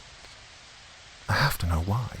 I have to find him. I have to bring him home, or I have to die trying. Please forgive me, and please help Mom and Dad move on. If I see you again, I hope things will be better. Well, I don't expect that whatever is out there will let me leave a second time. Please understand why I have to do this, and why I'm so very sorry, and will be for the rest of my days, no matter how few they might be. I especially want to apologize that I had to take your car. I don't have enough money to find a bus that far, and I'm begging you not to hate me for it. I'll leave directions to where you can find it, keys inside. Your sister, always, Becca." Well, I didn't know what to think or how to feel when I read the short notes. I wasn't even initially pissed that she'd taken my car. I felt a sadness permeate deep in my heart at the thought of what my sister could be feeling, but even more than that, I felt shocked and oddly unnerved. I told myself over and over that she'd been through something horrific and it had broken her mind, but what she'd described couldn't be real. I told myself it was just the way her brain was trying to cope with what had actually happened. I couldn't shake the feeling, though, that there was something more. It made me wish I had more details about what had happened and could talk to her more. Aside from her decision to go back to that forest in my car, she'd seemed pretty normal while she was here. Could they have possibly let her out when she wasn't ready? Could all that time in the institution not have been enough for her to be back in the real world? Well, I purposefully left out the directions she gave so no one else will go searching for the area. Without giving too much away, I will say that it was more than one state over, and Becca indicated that it would be left at a specific motel. How close this was to her final destination, I wasn't sure, but I knew it would have to be close enough for her to manage on foot. I made arrangements with a friend of mine, Ben, to catch a ride on his way home for the summer, which was thankfully in that same general direction. Well, he seemed excited about the prospect of a road trip. I'll spare you the details of planning, including our friend Vanessa. If not for the circumstances surrounding the journey, I would have been more excited. As it was, I just hoped that my car would be there in one piece, even after almost a week of being left at the motel. "So, your sister's crazy?" Ben asked as the last bits of the city began to fade around us into the background days later. "Benjamin," Vanessa chided and slapped his shoulder from her spot in the back seat. "Oh, what?" he said, glancing back at her. I sighed and turned my head to look at him. "She was in a mental institution, yes," I said. "For what?" Ben asked. "Ben," Vanessa repeated. "It's okay, Ness. I figured this would come up, and it's not like it's really difficult for me to talk about. I just usually don't because it's an awkward subject, and people react weird," I said to her, glancing over my shoulder. "Well, he still doesn't need to be so rude about it," she said. She plopped back in her seat and briefly scowled at him. "Oh, sorry, Ness," Ben said, a sheepish smile on his face. "So, you want to know the sordid history of my family?" I asked. "Sure, if you want," he said. This time I looked directly at Vanessa for her answer. She shrugged and gave me a sympathetic look. The most anyone knew about my past, excluding my family members, was that there was something that kept me from talking about my history and family much at all. It wasn't that I was specifically keeping a secret or anything. I just hated the pity I was met with when I explained even just what I knew. The few times I'd told anyone while growing up, it was as if all of a sudden eggshells appeared around me that everyone felt the need to be careful around. They stopped treating me the same, and it was frustrating and made me feel lonely. Well, I had an older brother and sister. They were twins and 7 years older than me. When they were 14 and I was 7, they went on a trip with their 2 best friends and one of their families. I think it was Angie's family. Travis and Becca, my brother and sister, and these 2 friends, Angie and John, went into some forest. Well, all I know about what happened is that my sister was the only one who was found. The other 3 were never found but presumed dead. I never got any details other than what my sister wrote in this journal thing before she left the other day, but that's only a little bit of it and had to be from her imagination. After it all happened, my sister was institutionalized and we moved. I pretty much grew up an only child after that. Becca was just released a couple of months ago, I explained. Wait, she was in there since she was 14? How long was that? Ben asked. 12 years. It was pretty traumatic for her, and from bits and pieces of conversation I heard from my parents, whenever she seemed to be getting better, she'd have another breakdown. That was, of course, until she was finally let out, I said. That's horrible, Vanessa said. I felt her hand reach out and squeeze my arm gently. I shrugged. I was young enough that it honestly didn't affect me too much. I mean, it was weird, of course, and I had to go to therapy for a while, but kids can bounce back easier than adults. Oh, shit, dude. And as soon as she got out, she stole your car? Ben asked. Well, I couldn't help but let out a brief and awkward chuckle. Well, she was with our parents for 2 months, but then she showed up at my door randomly, unexpected. She was gone the next morning with my car. Just this notebook that had almost nothing in it except a small piece of the puzzle from her messed up mind. Oh, and a note as to where I could find the car. Did she say where she was trying to go? Vanessa asked. Kind of. She said she had to go back from the journal entry before the note. I'm pretty sure she's talking about the forest where everything happened, I said. Why the hell would she go back there? Ben asked. I don't know.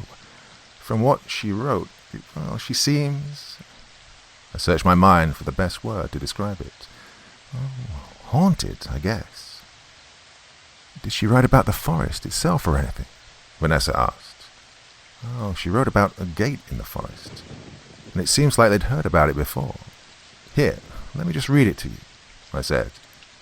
I pulled the journal from my backpack that I'd stored in the floorboard of the car next to my feet. I opened it and proceeded to read the entry to them. They both sat in silence for a moment after I concluded reciting what my sister had written. Do you think she could have been telling the truth? Ben finally asked. Huh? I responded. I mean, like, there's tons out there we don't know about. Mysteries and whatnot. Do you think what she wrote could have been real? He asked. I think... I trailed off. I hadn't fully let myself consider that as an option. I could have been called a skeptic beforehand, but for some reason having that question posed to me from an outside source made me seriously consider the existence of something sinister or supernatural in the world, something I'd never taken the time to truly think about. Do you really think something like that's possible? Vanessa asked from the back seat once I didn't answer. Ben shrugged. Well, maybe, I hate to get all heavy and shit, but how many things have you seen or heard about that just can't be explained logically?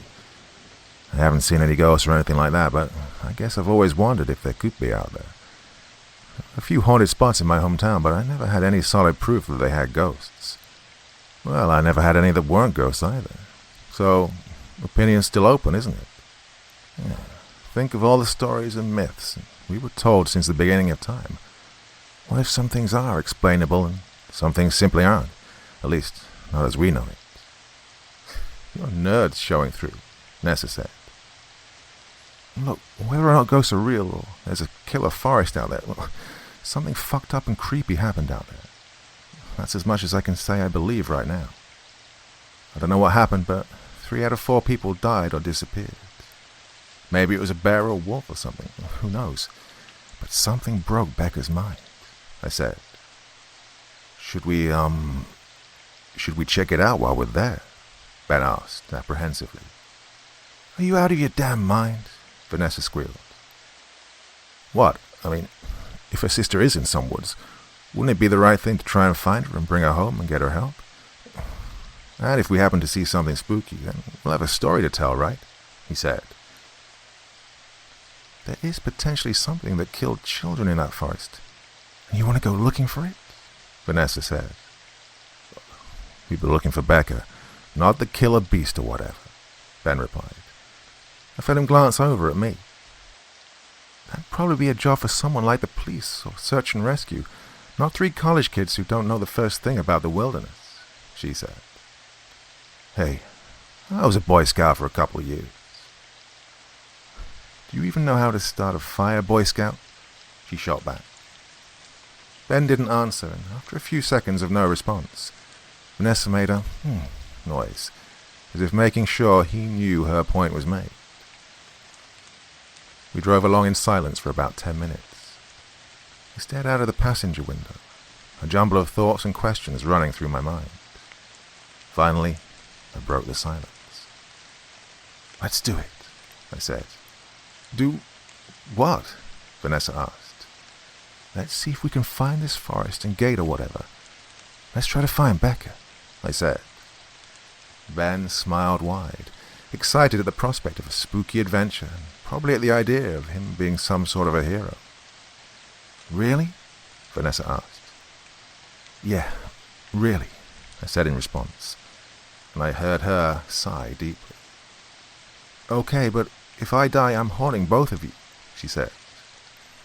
Operation Rescue Becca is a go, Ben said, thrusting a fist in the air. I rolled my eyes and let out a soft laugh. If I was going to explore any creepy woods in search of my sister, I couldn't think of anyone who would entertain me as much to go with, that was for sure. The rest of the journey there was uneventful and not worth noting. We followed the information that Becca had left, plus directions Ben had looked up online, and we were led to a motel about 10 miles outside of a small town. It's hard to believe that this motel was still in business. It wasn't that it looked particularly run down or anything, it's just that it was in such an odd and empty location.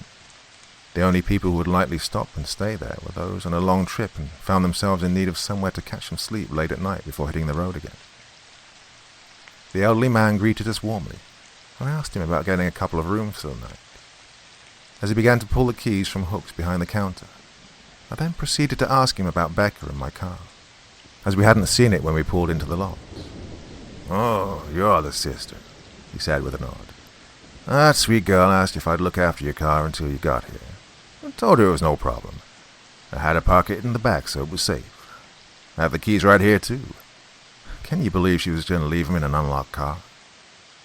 Hey, is there a lot of theft or something around here? Ben chimed in. Oh, no, but you can never be entirely sure. I made it this far in life being cautious. The man smiled and handed me the car keys and keys to both of the rooms. He looked us over, thoughtfully, for a few seconds, and then added, You be staying long? Will you be staying long? Will be she returning here to meet you? I shook my head. We should only be here a couple of nights, and no, she doesn't know we're going to be staying here for a bit. No bother. Well, a surprise for her, then. His demeanor and tone were nothing short of welcoming and friendly, and even grandfatherly, but I still felt like we shouldn't give too much away. So when Ben opened his mouth to respond, I grabbed him just below his elbow and cut him off. Exactly, I answered with a beaming smile, hoping he couldn't see just how fake it was. How sweet, "Well, enjoy your stay, and if you need anything at all, just let Mr. Wickers know," he said, pointing a thumb to himself jovially. We found our rooms about halfway down the length of the building and took some of our necessities inside. As Vanessa and I were setting down our bags, Ben walked over from his room with 2 full bags of snacks he'd picked up on the road.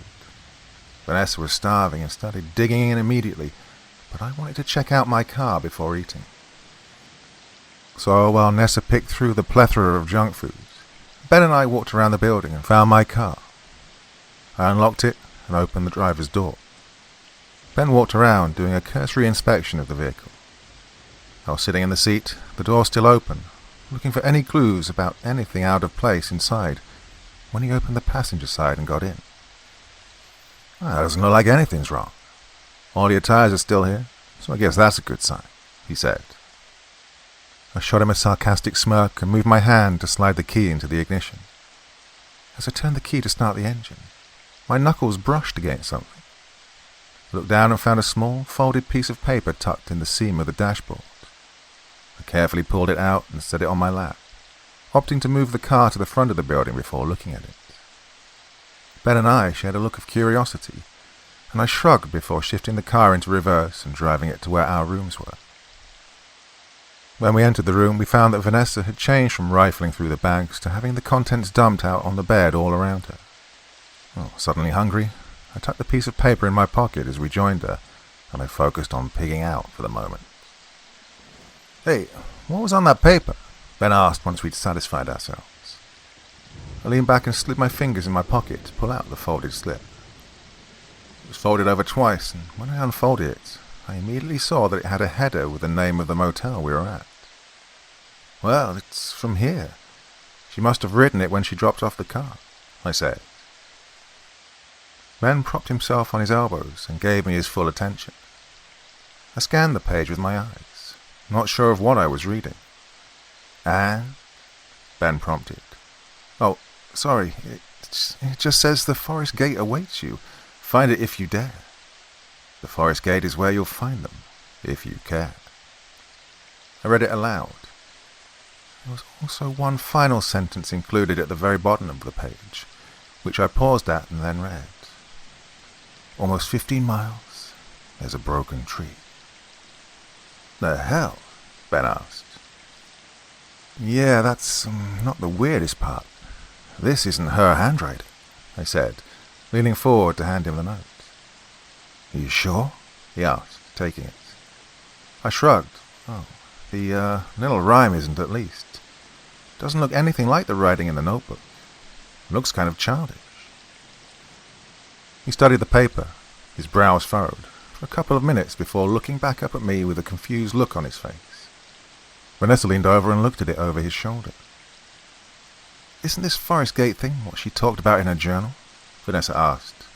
I nodded, without saying a word. "Creepy. Where'd it come from?" she inquired. "It was left in my car, tucked into the dashboard," I said. She visibly shuddered, and I looked at Ben, who'd been oddly quiet. He shrugged. "It's weird, definitely, but it gives us a sort of starting point, I guess. Well, it's late, though. I'm going to go crash." "Now that sounds like a brilliant idea," Vanessa agreed. "Well, just don't wake me up too early when you can't sleep and are itching to go find some scary treats," I said to Ben. He gave me a wink as he stood up. He bid us good night and went to his room. Vanessa and I chatted a little while we got ready for bed, but I was only half into it, as my mind swarmed with what was on that odd little note. I know usually in these situations I should say something about that night being full of fitful and restless sleep with weird dreams or nightmares and worry. Well, I simply can't, though. I was tired after the trip and fell asleep quickly. I had one strange dream that left me feeling like something was off, but I forgot what was in the dream as soon as I woke up from it. Afterward, I rolled over and went right back to sleep. The next morning we realized we had to figure out just where this forest was supposed to be. As I took a shower and Ben got his car ready, Vanessa went to the front desk to see if she could find any information to help our quest. When she came back, she reported to us that there were 3 forests in the general area that Mr. Wickers told her about. Two of them could be found by first travelling north and then choosing the correct road. The third was to the west of us. Well, we're going to go to one of the northern ones. When we have to choose a road, we're going right and heading northeast, she announced. You knew the forest you were talking about? I asked. Oh, no, she shook her head. But he mentioned how the one to the west is more commonly travelled by tourists, so that doesn't seem likely. And he kept talking about how the other one to the north was beautiful and a great spot to visit. When I asked him about the one to the northeast, he tried not to talk about it. Well, that makes me think it's the one we want. Right, let's do this then, Ben said. He piled into his car and down the road we went, heading north. The further we travelled, the more nervous I felt myself getting. Ben and Vanessa chatted off and on about who knows what. I couldn't bring myself to completely pay attention to what they were saying. Before I knew it, Ben was slowing the car down, and I came back to my senses after zoning out through the window for almost the entire way. I started looking round, curious as to why he'd chosen this specific road to turn onto. Is that it? He asked, pointing to something off to the side of the road to the left. Vanessa leaned forward, bracing herself against both the front seats and peering around Ben to see where he was pointing. I looked as well, and sure enough, it was what could be best described as a broken tree. It looked almost like two different trees in one. It was old, with gnarls and knots in the wood, and could have been struck by lightning at some point. That was a theory I had in my mind as to why the tree was split down the middle. Half of it looked dead, or almost dead, covered in dark, peeling bark, with bare limbs that sagged and roots that jutted out of the ground. It looked like it was bending down and racing to curl in on itself, away from the healthy half. The living side still flourished with bright green leaves and lighter, stronger bark. The tree itself sat alone next to the entrance to a side road, but in the distance behind it, the trees became dense. Well, it's definitely a broken tree, Nessa said. I shrugged without a word. Ben turned onto the road and we found ourselves coming down a slight hill, revealing the forest even more and a small sign that labelled the forest and indicated a nearby campground. The sign looked old, and I had the thought that no one, aside from Rebecca, had laid eyes on that sign in who knows how long. Despite the bright sun that day, the further into the trees, it appeared the light diminished quite a bit. It was ominous and only added to my buzzing nerves. Ben drove the car as far into the trees as it would go, stopping at a small clearing that dead-ended with the forest. After he shut off the engine, he looked at me. So, what now? He asked me. Why are you asking me? I responded. Well, Operation Rescue Becca is all about your sister, so you're in charge, he said. That means I'm supposed to know what to do? I asked. He shrugged. Looks like there's a path over there, Vanessa said, pointing to a thin spot in the trees.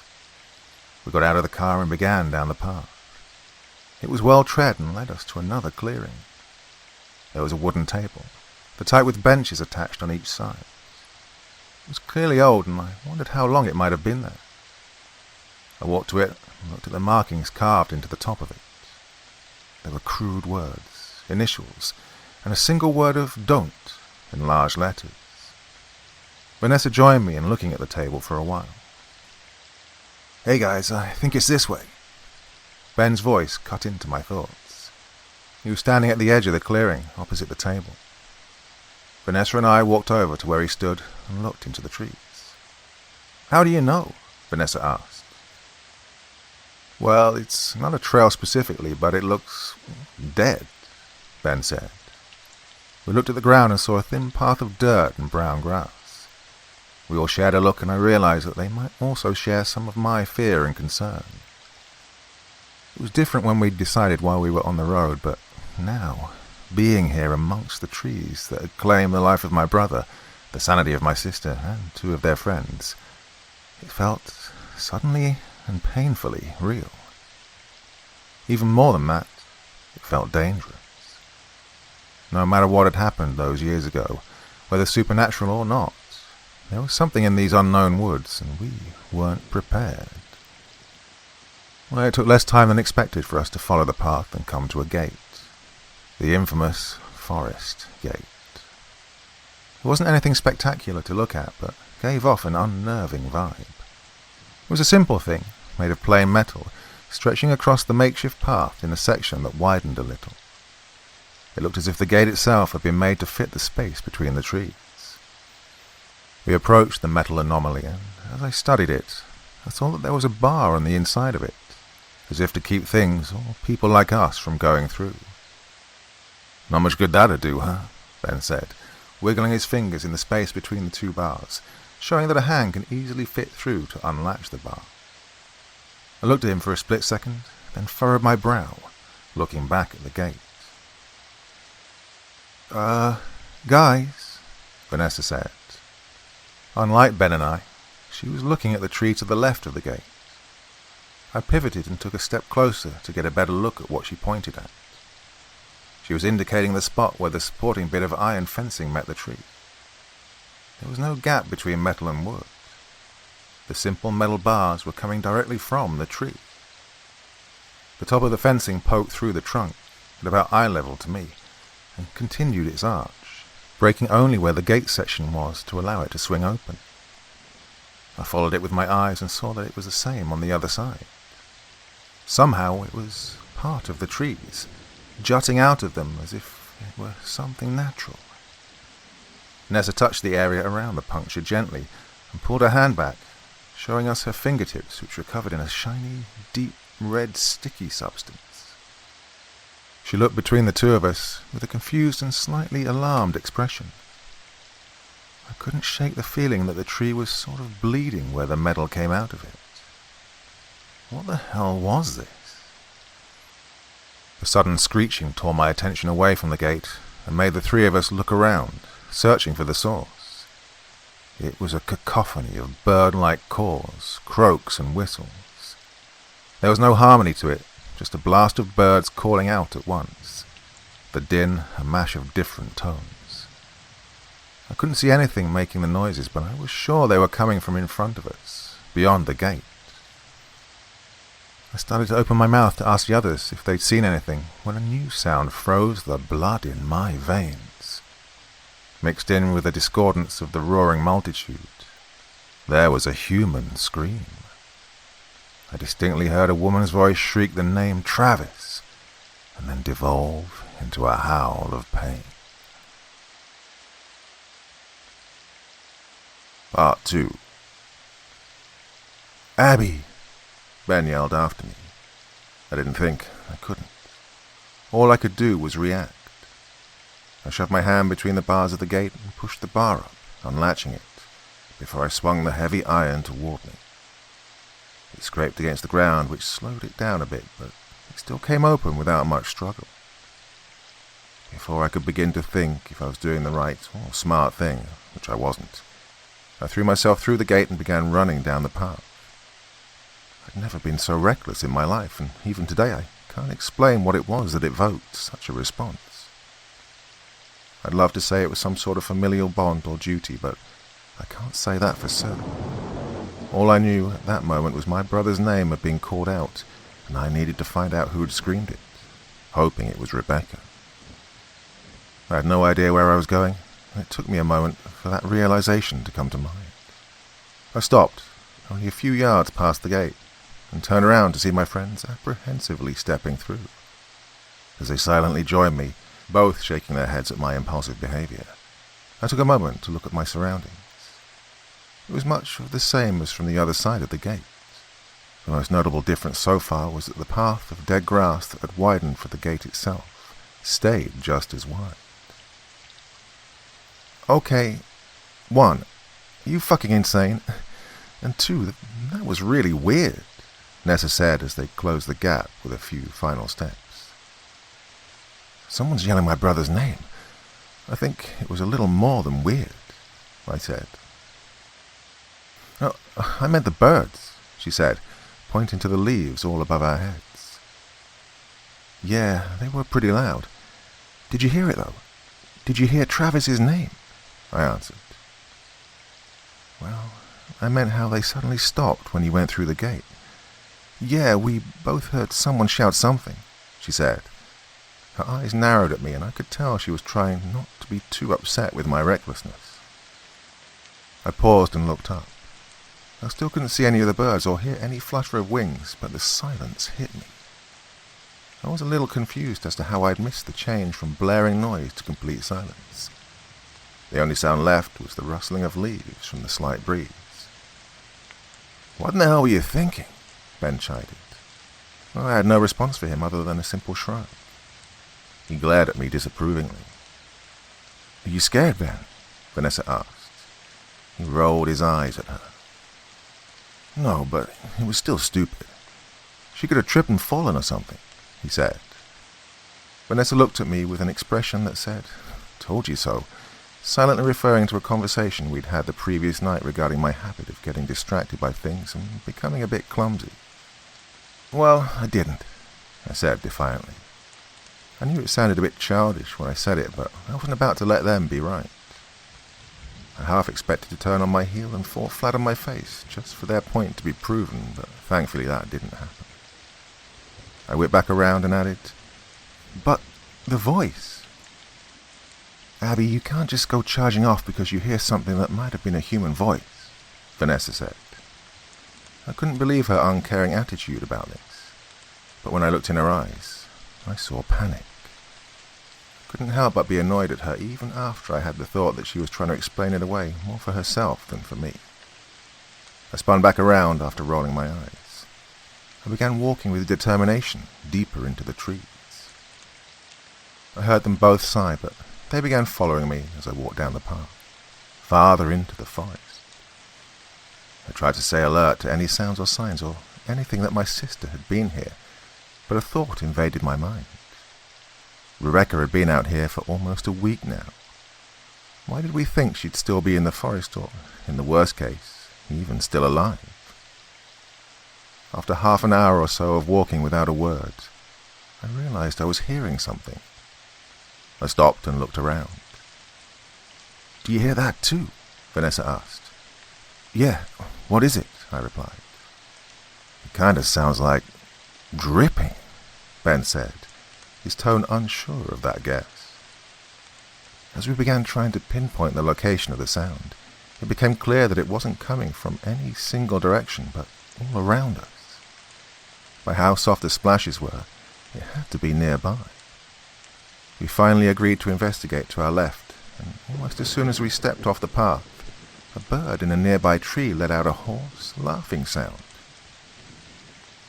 "Is the wildlife seriously mocking us?" Vanessa said. "Oh, maybe it knows something we don't," Ben suggested. That left me with a chilled feeling down my spine. There was no maybe about it. Any creature that lived here was in on the secret, a secret that we hadn't the slightest clue about. We traced the sound to a tree only a few steps off of the path. Its limbs were covered in a heavy black liquid that was slowly pooling on the ground as it dripped off of the end of the branches. Ben approached it and bent down to look at the puddle. He picked up a nearby twig and stuck the end in the liquid, then pulled it out, angling himself so we could see. The strange fluid stretched like watered-down molasses, but the color was flat with no shine to it. "What do you think this is?" he asked us. I shrugged, and Vanessa crouched down to get a better look. "It's kind of weird. Well, that's what it is, and it kind of smells like—" She paused, searching her mind. "Rotten milk or something." "If it smells gross, we should leave it alone," I said. Ben nodded, and they both stood up. I turned to head back to the path. Ben let out a paying cry, and I whipped round to see what had happened. The first thing I saw was his face contorted in a look of confusion, panic, and discomfort. He held out his hand in front of him, palm up, examining it. Vanessa grabbed his wrist and looked at his palm. When I stepped back toward them, I saw what had happened. The twig he'd been holding somehow lodged itself in his hand. A trickle of blood seeped from around it, while the end of the stick pierced the flesh under his thumb. "How the hell did you do this?" Vanessa asked, moving his hand around to try and get a good look at the injury. "I didn't," he said. His alarm was growing and turning into frustration. "Well, what did you do then?" she asked. "I just stood up, and when I went to drop it on the ground, it stabbed me," Ben said. Vanessa touched the entry wound and asked about the pain in various spots. He shook his head every time, indicating it wasn't painful. She gripped it, being careful not to touch the liquid still on the end of the stick, and tried to pull it out. He screamed and cursed. I placed a hand on his back to comfort him. "Oh, it feels like you're pulling on my bone," he said through gritted teeth. "Well, do you just want me to leave it in there?" Vanessa shot back. He shook his head and she readjusted her stance. She gave a stronger tug on the twig and Ben howled in pain, instinctively putting a hand out to stop her from continuing. She lost her balance, not expecting him to reach out, and stumbled backward. It was her turn to curse and look at her own hand. "Well, that little piece of shit cut me," she said, showing us her hand. Across the center of her palm was a shallow cut with blood beading to the surface. There was also some of the black liquid around the wound. She carefully wiped her hand on her pants to rid herself of the strange substance, and when she held her palm out again for inspection, it didn't show much difference. Whatever the puddle was made from, it wasn't going to come off easily.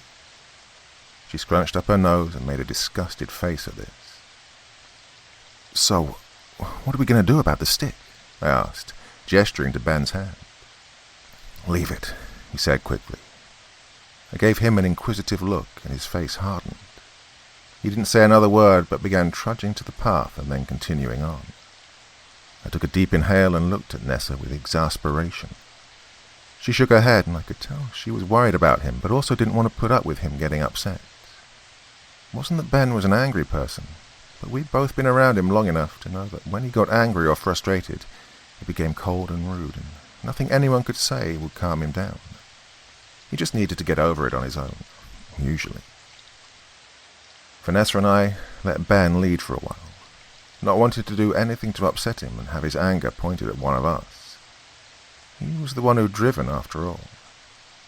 He spent most of the time looking at the way in front of him or looking at his hand. After a while, Vanessa spoke up and asked if any of us thought to bring any water. She was getting thirsty. "Oh, shit," Ben said, stopping and turning to face us.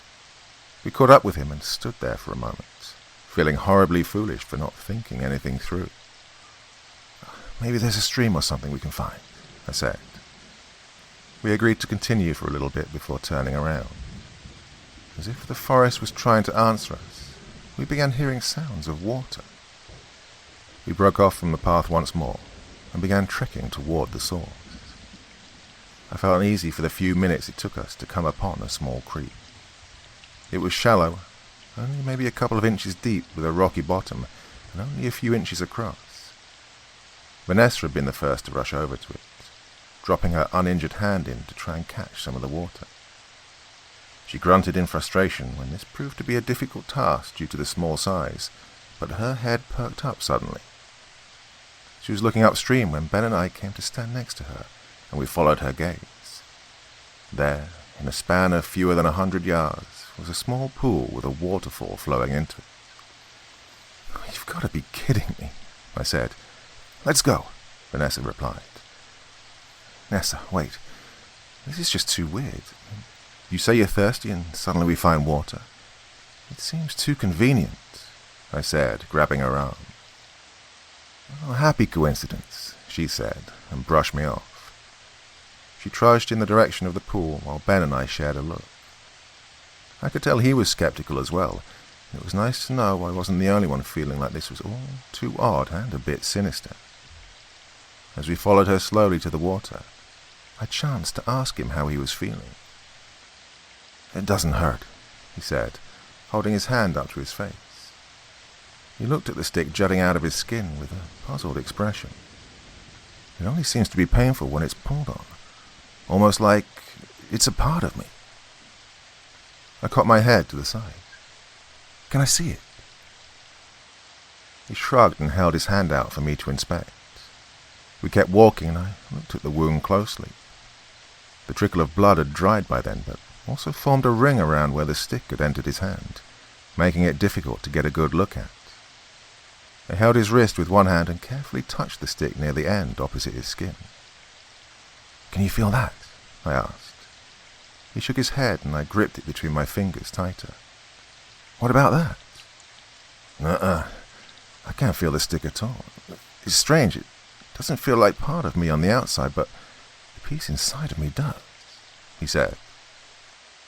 "I don't like this black gunk so close to an open wound. Can I try something? And you have to promise not to kill me if it doesn't work." I paused my walking and he did the same, turning to face me. "Sure," he said, a bit apprehensively.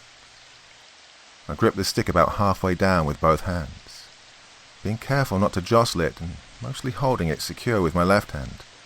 I braced my right thumb under it and attempted to snap the twig in two. I expected him to scream or the twig to resist, but it broke easily. I tossed the dirtied end away from us and looked at him for any sign of discomfort or pain. He seemed physically unfazed by my action, which I was glad for.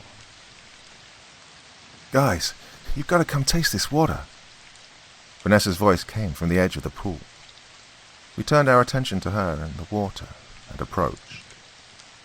I still felt uneasy about the entire situation and the coincidental good fortune. Vanessa was crouched down, cupping the water in her hands, and then gulping it as quickly as she could. I bent down beside her, and Ben did the same on her opposite side. He put his good hand in the liquid and cupped a bit of it, bringing it as close to his face as he was able to before it all drained out. He shrugged and said to me over Vanessa's head, "Looks okay." Just as I was about to cup my own hands in the pool to satisfy my thirst, we all heard a woman yell, "Don't!" I froze and looked around, searching for the person. I was almost certain the voice had belonged to my sister. "Who's there?" Ben shouted. "Don't drink the water," the voice yelled back. It sounded like it was bouncing off different points, making it impossible to tell just where it was coming from.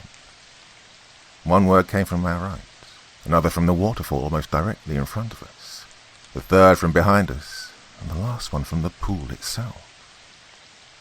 Alarmed, I stood up and began scanning our entire surroundings.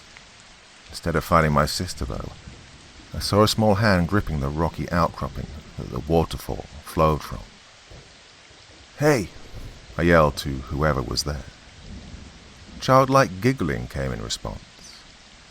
At this, Vanessa froze mid-sip and Ben joined me in standing. All of our eyes were fixed on the hand. "You should drink the water. It's delicious and you're so thirsty," a kid's voice said. It was calm and sweet, sounding innocent and genuine. "Who are you?" I asked loudly. "Who are you?" it asked back. The hand moved down the rocks and the face peeked out from the side.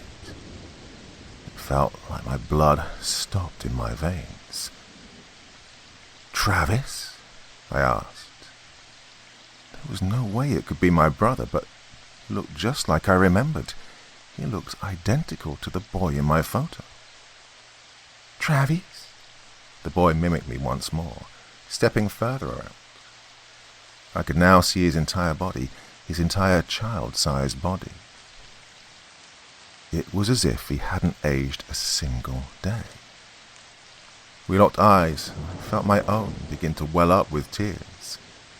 I felt Ben and Vanessa looking at me, but I couldn't tear my sight away from my big brother, who stood as he had been all those years ago, across the pool from us. "How?" I stammered. "Drink the water," he said with a wide smile. His feet shuffled and moved him to the edge of the pool. I noticed then that he was barefoot. I'm not sure why that detail stuck with me at that moment, but it felt odd that he would be barefoot in the forest. His eyes shifted from mine to Vanessa's. I glanced down at her and saw her head turn to face him. He repeated himself. "Drink the water." She nodded slowly and reached down to get herself another handful of it. Bells and whistles and sirens were going off in my mind, but I couldn't quite figure out why. This just felt off. It felt wrong. Something wasn't right. I looked back at Travis and saw him slipping into the pool. He didn't remove any of his clothes and didn't blink as his eyes fixed on Vanessa. Everything seemed to happen simultaneously in slow motion and too quickly. He was in the water completely before I entirely comprehended what he was doing. Vanessa kept retrieving the water and feeding it to herself as his head disappeared under the surface with barely a ripple. Fed up with her slow progress, Vanessa laid on her stomach and stuck her face into the pool, taking large gulps like a fish. "Nessa," Ben said in a low voice. She didn't respond, only continuing to down the water as quickly as she could. He repeated her name with more force and bent down to touch her shoulder. "Nessa." She shrugged the shoulder he touched to shake him off. Instead of giving up, he gripped her shoulder and attempted to pull her away from the water. Her body was tugged slightly but didn't move from where she laid on the ground. I looked at her, confused at her sudden strength. She had one hand digging into the soft dirt at the edge of the water and another outstretched before her, submerged from the elbow down. I positioned myself to help and gave Ben a nod. We both grabbed her, Ben under her armpits while I held onto her waist, and pulled back as hard as we could. Her body dislodged from her place on the ground, and she shrieked. Her body jolted and twisted as she fought against us, trying to get back to the water. I struggled to hold on to her despite her efforts to make me lose my grip. As I did so, I caught a glimpse of something black and did a double take. The section of her arm that had been in the pool was black now, covered with that sticky slime that had been dripping off of the tree. It had a firm grip on her, and unlike before, it was thicker and held itself together, stretching but not breaking. That's when I lost my hold of her and dropped her waist. This offset Ben, and he stumbled, dropping her to the ground in a seated position. She crawled forward, back to the pond. "What the hell, Abby?" Ben exclaimed. I pointed at her arm. "Look!" We both stepped forward and watched as a thin black liquid seeped up her arm to her shoulder, slowly, becoming thicker as it stayed in the air for a few seconds. "Go on then. Drink the water," the little boy's voice said. I jumped, having been distracted enough by what was happening with Vanessa to have momentarily forgotten my brother had gotten into the water. I looked up from my friend to see the child's head peeking out of the water, his bottom lip barely touching the surface as he spoke. My eyes widened as I took in his new visage. He still had my brother's face, but the skin was discolored, taking on a pale blue tint. His hair had somehow grown longer and was shaggy, falling around his face in wet, greasy-looking clumps. His eyes had lost all color and distinction of humanity, becoming orbs of white streaked with pale green veins in the corners. "Ben," I said. Hearing my own voice felt alien to me right then. It was full of fear. "Don't drink the water." The female voice from before came once again. Vanessa continued to gulp it down while Ben and I took hesitant steps back. The little boy glided toward Vanessa as if he didn't have to paddle or kick in order to move through the water. Barely a ripple was made as he closed in on her. I watched as he lifted an arm above the pool. It was covered in dark green sludge, and I saw where it engulfed his wrist, then stretched out to connect with the black that now covered all of Vanessa's arm and was making its way down her torso and around her neck. He disappeared under the water once more. "Vanessa!" Ben yelled for her. "What?" she demanded, breaking from her incessant drinking to snap her head around and look at us. Ben pointed at her arm, and she seemed to break out of whatever daze she'd been in. Her face changed into one of sheer terror. "Help me," she said in a soft, wavering voice. I darted forward, grabbing her feet as Ben grabbed her waist this time. She struggled against whatever it was that was keeping her prostrate on the watery bank, reaching her free hand back and trying to pull against the force. With barely a sound, the boy rose in front of her, his grin slowly getting wider to show rotten and crooked teeth. In a split second, he grabbed her by the shoulders and pulled her under with unusual strength for a child. They both vanished below the surface in an instant. Not expecting it, Ben and I were both thrown off kilter, and Vanessa slid into the water. I tried to rush to the edge of the water, but Ben grabbed me and held me back while that damn voice sounded once again. "Stay away from the water," she said over and over. It became a dead-tone drone, bouncing off of every surface near us. I was pulled back even as I flailed and called for Vanessa. Once we were in the trees, far enough for Ben to feel comfortable, but close enough that we could just barely make out the waterfall and pool, he let me go and I fell to my knees, panting and crying. "We have to get out of here," Ben said after a few moments. I calmed down a little, but I couldn't bring myself to speak. I nodded. Screw this forest. Screw my crazy sister who'd led me here. Screw whatever the hell that kid pretended to be my brother was. Screw that pond. Screw all of it. We began walking through the trees back to the path as we remembered it. It took a few minutes to find, but once we did, we headed in the opposite direction that we'd been traveling before. We didn't speak for a long time, not until we saw the gate ahead of us. "What authorities do we call?" I asked him. I looked up at his face as we walked. There was something there I hadn't seen before, some sort of haunted and crushed expression. "I don't even know. We can figure that out when we get to the hotel. I'm sure Mr. Wickers will have some sort of idea," he said. His voice was quieter than normal. When we reached the gate, Ben unlatched it and pushed it open with one hand, gesturing for me to walk through before him with his other. What happened next is something I will never be able to explain. I can't say it was my fault, or that it wasn't some external force that caused it. To this day, I wish I knew exactly what happened and what made me trip, whether myself or an errant tree root or whatever. As I stepped through the metal barrier, my feet betrayed me and I lost my balance, landing hard on the ground before me. Ben propped the gate with his foot and leaned down to give me a hand up. I took it and stood, brushing myself off. "Of course you would fall down now," Ben said. I couldn't help but let out a chuckle, and he did the same. After something traumatic, or after a period of sadness, depression, anger, anxiety, or anything negative, I think the body needs to laugh, and will try to find humor in something, anything, to alleviate the weight it's been feeling.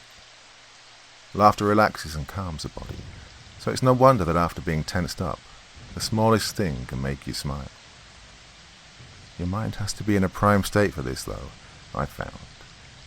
Usually you have to be ready to let go of the pain, or you have to be exhausted enough that your mind isn't functioning the same as it has been. By then I'm certain both my mind and Ben's had become weary and strained. Our chuckles became full-blown laughter. Before long, though, I began to cry as I laughed. The guilt rushed over me, and I felt utterly helpless and responsible. Ben pulled me close and wrapped his arms around me, hugging me tightly.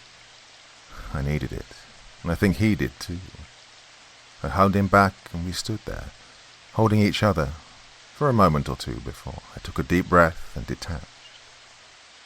"Guys, you gotta taste this water." Vanessa's voice came from the distance. I shook my head and we both turned to see her crouch next to the pond. "No," I said.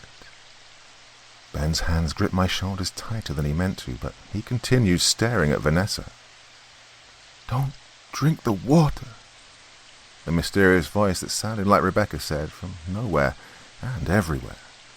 No, I repeated as Ben turned his head to look at me.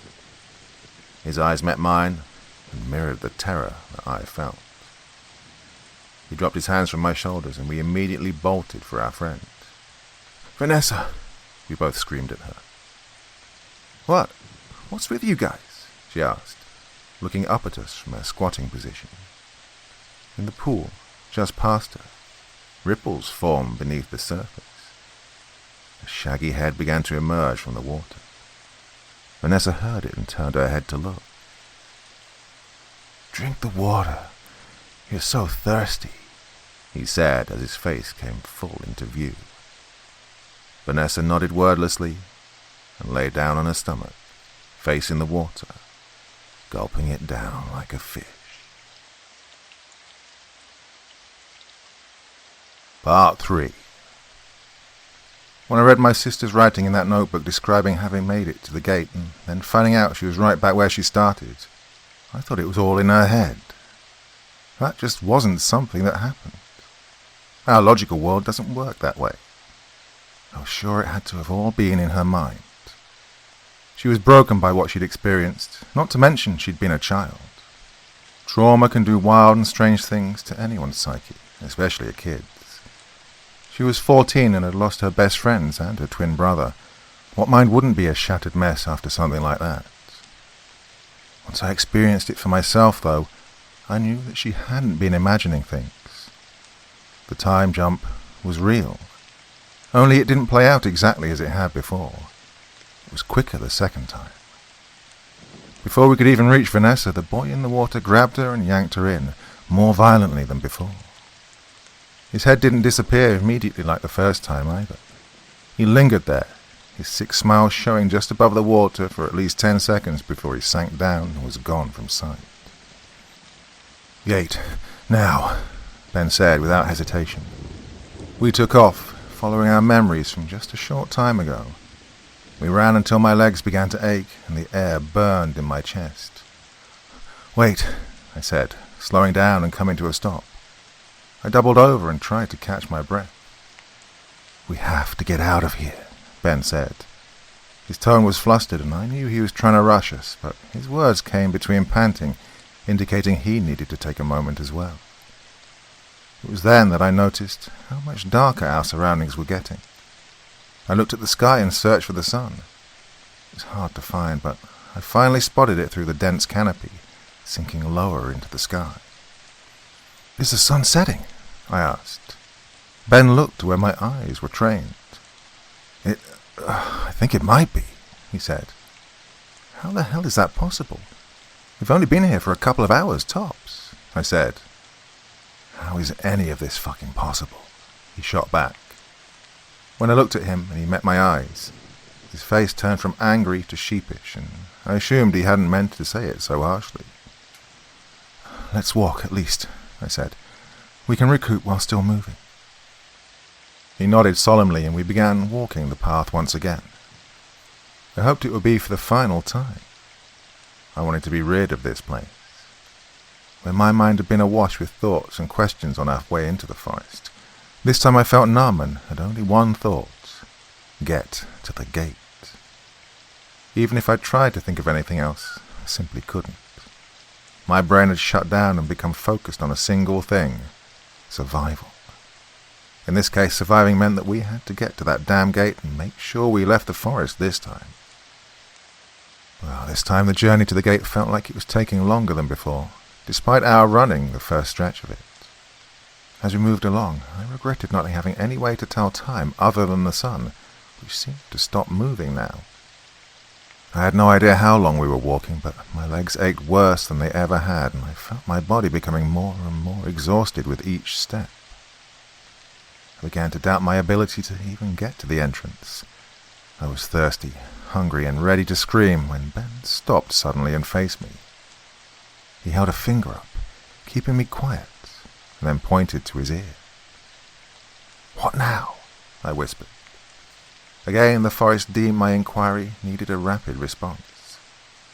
If I had been in the mood to think of anything other than our predicament, I might have made a joke at some point, asking for a pile of money or something along those lines. The sounds of wings flapping began to encircle us, above our heads. Before, when we'd heard the birds, we'd failed to see any. This time they were perfectly clear. Dozens, if not more, giant black birds were perching themselves on branches around us. Even after landing, they continued to batter the air with their wings in our direction. I gave Ben a confused look before turning my attention back to the flying creatures. A combined amount of them, all with their unyielding wings, made the area around us grow darker. I watched as they lifted their heads to face the tops of the trees and began to call out to something unseen. Then, in a flash, they started diving down, one by one at first, then by twos, increasing their assault as the seconds ticked by. I covered my head with my hands, but the skin on my arms was open to their sharp beaks. I dropped to the ground and tried to get a look at Ben, who did the same. I couldn't get a good look at him while trying to protect as much of myself as I could, but I did glimpse blood running down his arms. I wasn't in that position for very long before I felt Ben reach out and grab one of my wrists. I hollered in pain, but allowed him to yank me up and along the path. The roaring and downward swoops from the flock didn't let up for several minutes. I couldn't cover my face very well as we ran, and blood and tears stung my eyes as I incurred stinging pecks. We ran for several minutes before the birds stopped their barrage. We slowed to a jog and then to a walk. Once we were sure we couldn't hear any bird calls or wings flapping, we stopped to catch our breath and rest. Ben looked at me, and I saw that his face and arms were a bloody mess. It was impossible to tell where exactly the skin had been punctured. "You look horrible," I said. I was concerned, and now that the adrenaline was wearing off, becoming frightened. "And you look like a ray of goddamn sunshine," he retorted. I looked down at my arms and sighed, too worn out and emotionally weary to laugh, even though part of me wanted to. "If we ever get out of here, I'm never stepping foot in a forest again," I said, leaning against a tree for support. When leaning didn't serve to help my throbbing legs, I sat down with my back against the tree. "When?" Ben said. "When, Gets? I'm not dying in these fucking trees." He sat next to me and took my hand in his. His touch pained my injured body, and I could tell from his wincing that it pained him as well. I wiped the blood, sweat, and tears away from my eyes with my other hand, and leaned my head on his shoulder. "Promise me something," he said. "What?" I asked. "That one day you'll forgive me," he said. This made me lift my head and look him in the eye. I searched his face, confused by what he meant. "Forgive you for what?" I asked. He looked at me with an expression that was equal parts stern and downtrodden as he spoke. "For us coming out here." "No." I shook my head gently. "It's my sister, and it was my decision, remember?" He turned his head away from me as he let himself drift through his mind. I laid my head back on his shoulder with another sigh, gently placing my free hand over the one he had entwined with my other. Everything leading up to this point began to replay in my head, and I tried to figure out which point we could have turned back and been fine. Which point would have meant Vanessa was still alive. I felt myself begin to cry again, even though I fought against it as hard as I could. My head was aching, and my chest felt tight. Ben stood up and carefully prompted me to do the same, my hand still in his. I followed his lead and we walked silently. I hadn't realized before that somehow we'd managed to stay on the path as we fled the sinister winged legion. I wasn't sure if we were going in the right direction, though. "Are we going the right way?" I asked. My voice sounded smaller than I intended. Ben slowed for just a second as he glanced at me. I really don't know, but it seems like it's best just to keep moving." I nodded and focused on putting one foot in front of the other. I felt like I was numb and in a haze. I even began wondering if we were still alive or if this was some sort of afterlife torment and we'd died in a car crash or something before we even reached the motel. I couldn't keep any thoughts in order, and my mind kept jumping and grabbing at bits and pieces of the entire trip. Aside from watching my own feet move along, I barely noticed anything around me until the sound of rushing water started to infiltrate the silence. It took me a few moments to understand what I was hearing in my current state, but once I did, I stopped. Ben, still holding my hand, was forced to stop too, and turned to look back at me. "Can you hear that?" I asked him, my eyes searching the trees to our right for the sound. "Is that water?" It was obvious he hadn't noticed it until I pointed it out. "I think it's coming from over there," I said, and pointed. Ben let go of my hand and began walking through the trees. I followed, not knowing what else to do. Contact with the branches and leaves stung my hands and arms as I pushed through the dense foliage. The increase in sound indicated that we were getting closer to whatever water source was nearby. And the closer we were getting, the more I noticed trees with that black liquid on their limbs. I did my best to avoid them and not touch, but it was difficult to keep myself free of the substance as I hurried after Ben, who seemed oddly determined to find where the water was. By the time we reached the fast-moving stream, I had black streaks on my arms and the back of my hands. My shoes were also sporting a few spots, especially around the soles, where I'd stepped in small puddles of the filth. I saw my friend stop ahead of me. When I caught up with him, he was standing on the edge of a small river, looking down into it. I joined him and looked into the water, confused by what I was seeing. The water itself was clear and we could easily pick out the jagged rocks along the bed, but something was floating on top, passing us by. I knelt down and carefully reached out to catch a photograph as it was being swept before us with the current. I looked at it closely and felt my heart drop before I held it up and gave it to Ben. In the photograph was Vanessa. She was smiling and holding a large watermelon in her arms. I recognized the picture as one I'd taken the previous summer. "What the hell?" I heard Ben whisper under his breath. I didn't respond to him, but stretched my hand back into the water to grab another. My fingers dipped below the surface, and the icy liquid sent needles through my entire hand as I plucked the photo from it. This one was a picture I knew all too well, the same one that I have framed on my desk to this day. I wasn't sure why, but my heart began to pound. "Who's that?" Ben asked me. "It's Becca and Travis," I said, and then pointed at the little girl. "And that's me when I was 7. "How are these here?" he asked, not expecting an answer, as he crouched down and began examining the pictures that continued to float by. We watched for a few minutes as images we knew, and some we didn't, from both our lives and Vanessa's passed us by. My panic grew when the photographs began to take a darker turn. They began showing images of Vanessa in the forest. Sometimes there was a part of one of us, but the main focus was always her, and always at that twisted pool where we'd lost her. They showed both versions, the original sequence and the second chain of events in painful, crisp detail. And then there were photos of her under the water. Her eyes were wide open and her mouth looked to be contorted in a scream. Bubbles floated around her as she reached up for the surface of the water with one hand. Her other arm, the one that had been captured by the boy, was still covered in that thick blackness, seeming to pull her down into the depths. As the images progressed, her eyes began to match the boy's, turning entirely white, losing the dark brown iris and pupil.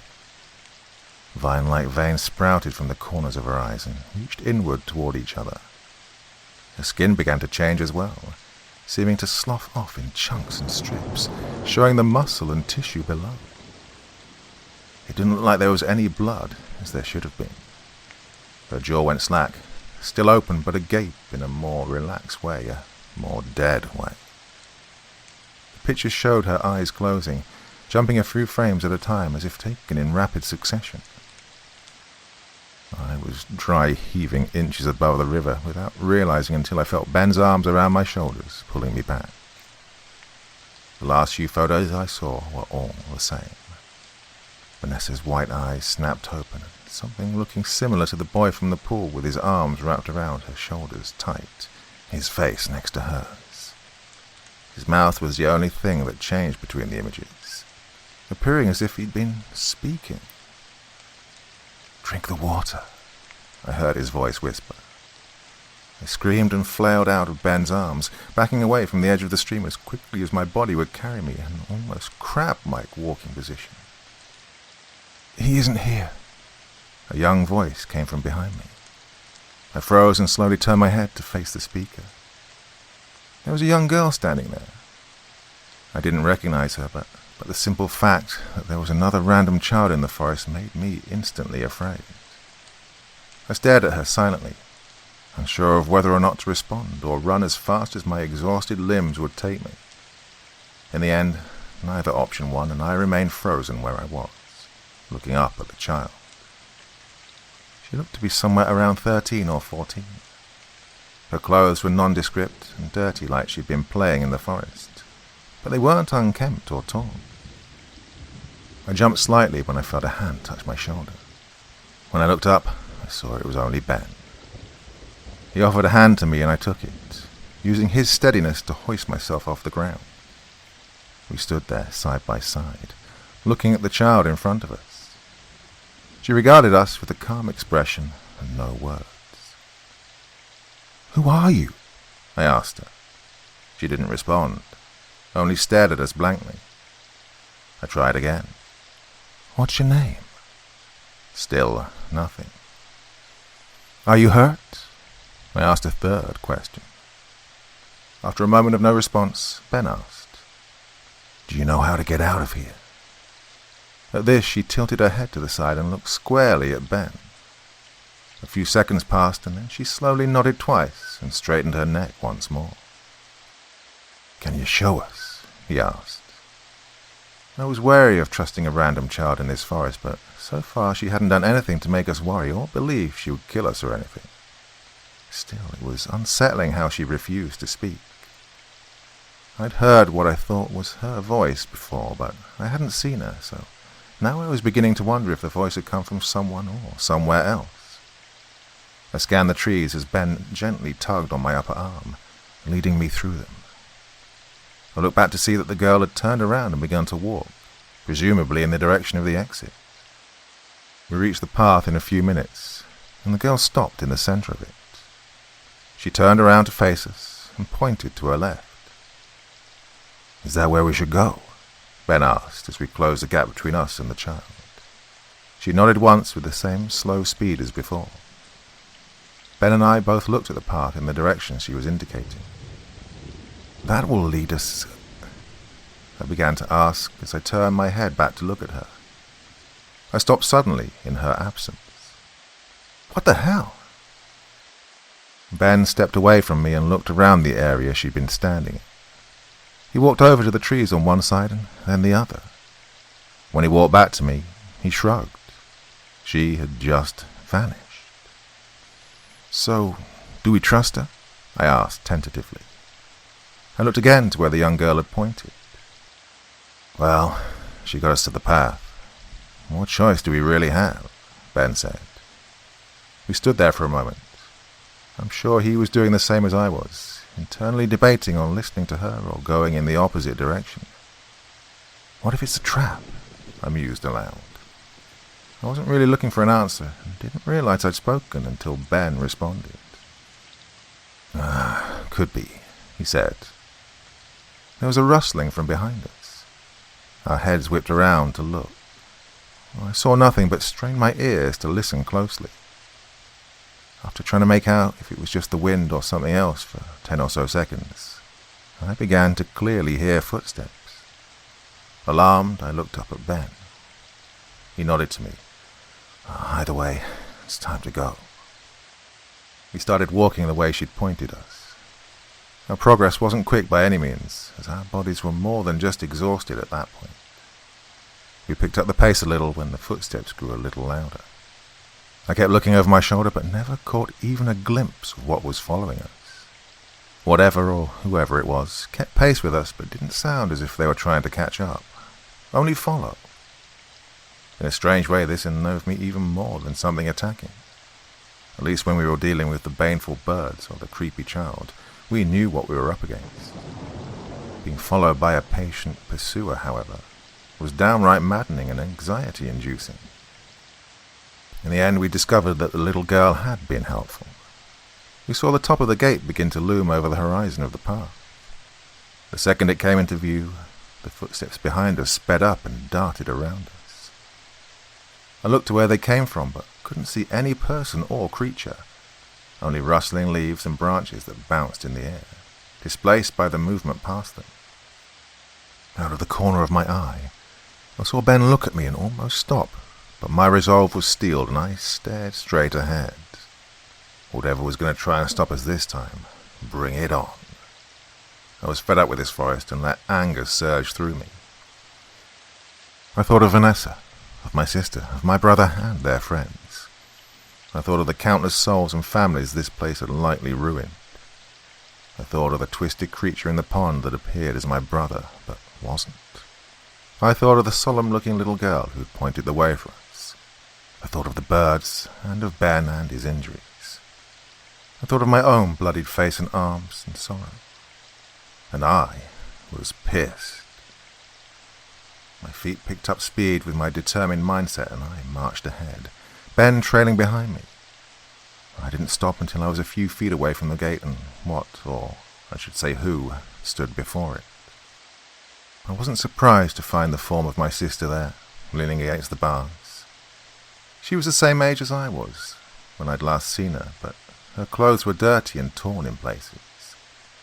She looked exhausted and beaten. Purple and blue bruises peeked out from under swollen and blood-encrusted gashes. "Wait!" she called out hoarsely. Her voice cracked from strain and dryness. She held out a hand before her, gesturing for us to not come any closer. She panted as if she was out of energy.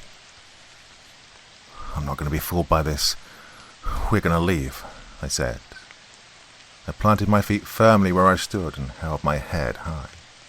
Yes, but you can't let them out," Rebecca said. Her hand dropped to her side and she slumped down, back against the gate. "Who?" Ben asked her. I only glanced at him for a split second and saw him looking all around us. I didn't want to let my eyes leave Becca for any longer, though. "Them," she said. Her hand lifted barely off the ground to point behind us. I heard Ben turn and gasp. When I didn't follow suit, his hand found my arm. "Abby," he said. His voice was low and tremulous. I turned to look and saw 4 children standing there. I recognized most of them. There was my brother and sister, both mirror images of their 14-year-old selves, and then the girl who showed us the way. The 4th was a boy I vaguely recognized, given the context. He was the other friend who'd disappeared, John. They all stood across the path, shoulder to shoulder. Ben took a couple of steps back, while I looked between the child version of Becca and the adult version at the gate. "Abby?" the younger Rebecca said, stepping forward. The other 3 stayed back and exchanged looks between them. She smiled and gestured behind her. "I found them, Abby." "Don't," the adult Becca said from behind me. I turned my head to look at her. Her head was leaned back with her eyes closed. "Okay, I don't know exactly what's going on here, but Ben and I are leaving. So if any of you want to get on with the attacking, can we do it already?" I said to all of them. The kids looked at each other and shrugged. And then Travis spoke up. "We don't want to attack anyone. We just want to go home." "You can't trust them," adult Becca said. I watched anger flash across the faces of the children. "Okay, we're going now," Ben said to me, grabbing my arm.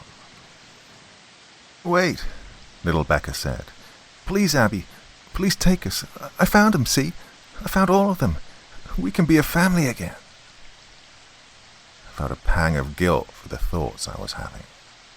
My mind considered leaving the children and grabbing the injured Rebecca and booking it through the gate. How was I supposed to believe that the kids were real and not some trick again? "How am I supposed to choose?" I asked aloud in a quiet voice to no one in particular. "What if we take all of them with us?" Ben asked. He stood next to me, speaking quietly near my ear. I turned my head a bit to respond.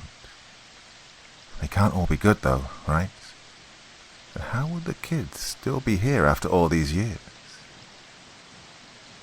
Time doesn't seem to work the same here, he shrugged. Well, you won't be able to leave until you decide, the young Angie said. I looked at Travis and remembered Vanessa. Anger rose up in me again and I turned on my heel. When I was in front of her, I reached a hand out to the adult Rebecca. She looked up at me and took my hand.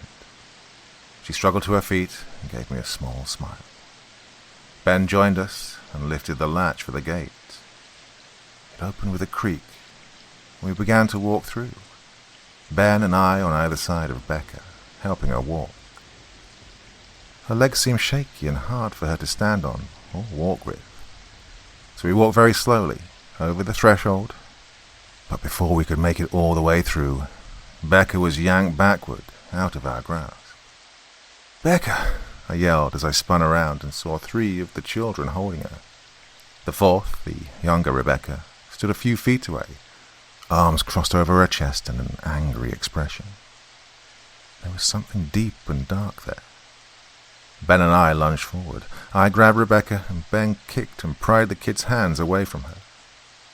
They turned their focus to him and began swarming him, now with the help of the 4th child. All 4 of them pulled him to the ground and tried to drag him back into the trees. I turned from Rebecca to look, and she tugged me toward the gate. "We have to get out," she said to me as she hobbled as quickly as she could. "I'm going to get you out, then I have to get Ben," I said. We made it to the open gate and I helped her through. I pointed to a tree without a word and she nodded, understanding. She made her way on her own to the tree, while I went back for my friend. Ben was doing his best to fight off the young teens and crawl away from them. The second I reached him, I shoved Angie and kicked Travis, who had a hold of his shoulders. He kicked his leg, which John had a hold of, and I grabbed Rebecca and yanked her away from his other leg. She fell to the ground with a look of surprise. She seemed taken aback by my action against her. "Abby," she murmured. I took the few seconds we had to get between the kids and Ben. He got to his feet and grabbed my hand. Before they could make a move, we turned around and booked it as quickly as we could to the gate. Once through, Ben held it tight and pulled it shut with a loud clang. The bar fell into place a split second before the children were on it. I saw small hands grab at it, but the latch wouldn't budge. They grunted and cursed in frustration. All except Rebecca. She stood there, face pressed against the bars. The world seemed to melt away around us as I looked at my 14-year-old sister. Sounds became muffled in my ears, and we locked eyes. Her hands gripped the bars on either side of her, and tears welled up in her eyes. She released one hand and reached through the metal. She reached out for me. "Abby," she said. Her voice was small and full of sorrow. I felt Ben's hand on my shoulder, and the world rushed back to me.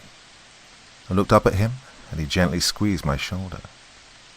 I clenched my teeth and closed my eyes before turning my back to the gate. Their voices became a muddled mess of unintelligible syllables and cries. Instead of letting my heart break at the desperation I heard behind me, I helped the adult Rebecca to her feet. The 3 of us walked away from the gate. I didn't look back, even once. That was 11 years ago. After we got back to the car, we found the nearest hospital and were patched up. We were asked what had happened, but none of us gave anyone the real story. It was assumed by the bits and pieces of information, coupled with our injuries, that we'd come across some vicious animal or pack of animals in some woods. The funeral was held for Vanessa. It was the last time I saw Ben. Rebecca was committed again to the hospital, but was released in less than a year. She stayed living with our parents till they both died in a car accident. After that, she stayed in the home and still there. We get together sometimes, but we were never able to create a deep bond. I couldn't get past the strange feeling I had whenever I saw her. She reminded me of those children trying to free themselves at the gate, and the young Rebecca with tears in her eyes. Well, lately I've been having a harder time fighting off their memories, or drowning them in alcohol, which usually helps. That framed photo is constantly calling out to me and drawing my eyes in. It's the same with the dreams where Vanessa haunts me. They started immediately after the forest, but fizzled out for a while, becoming only something rare. Oh, I've been plagued by the nightmares of her more and more recently, and I'm not sure why. Unlike before, the ones that feature her now feel more like a warning, and I wake up panicking. Sure, I can see her ghastly form dissolving into the air at the end of my bed. In a voice that sounds like she has water gurgling in her throat, Vanessa says, "She's not human. She's the wrong one."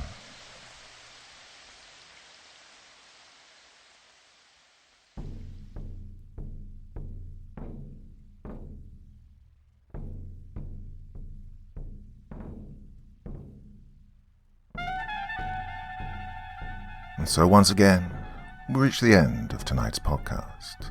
My thanks as always to the authors of those wonderful stories, and to you for taking the time to listen. Now, I'd ask one small favor of you. Wherever you get your podcast from, please write a few nice words and leave a 5-star review, as it really helps the podcast. That's it for this week, but I'll be back again same time, same place, and I do so hope you'll join me once more. Until next time, sweet dreams and bye-bye.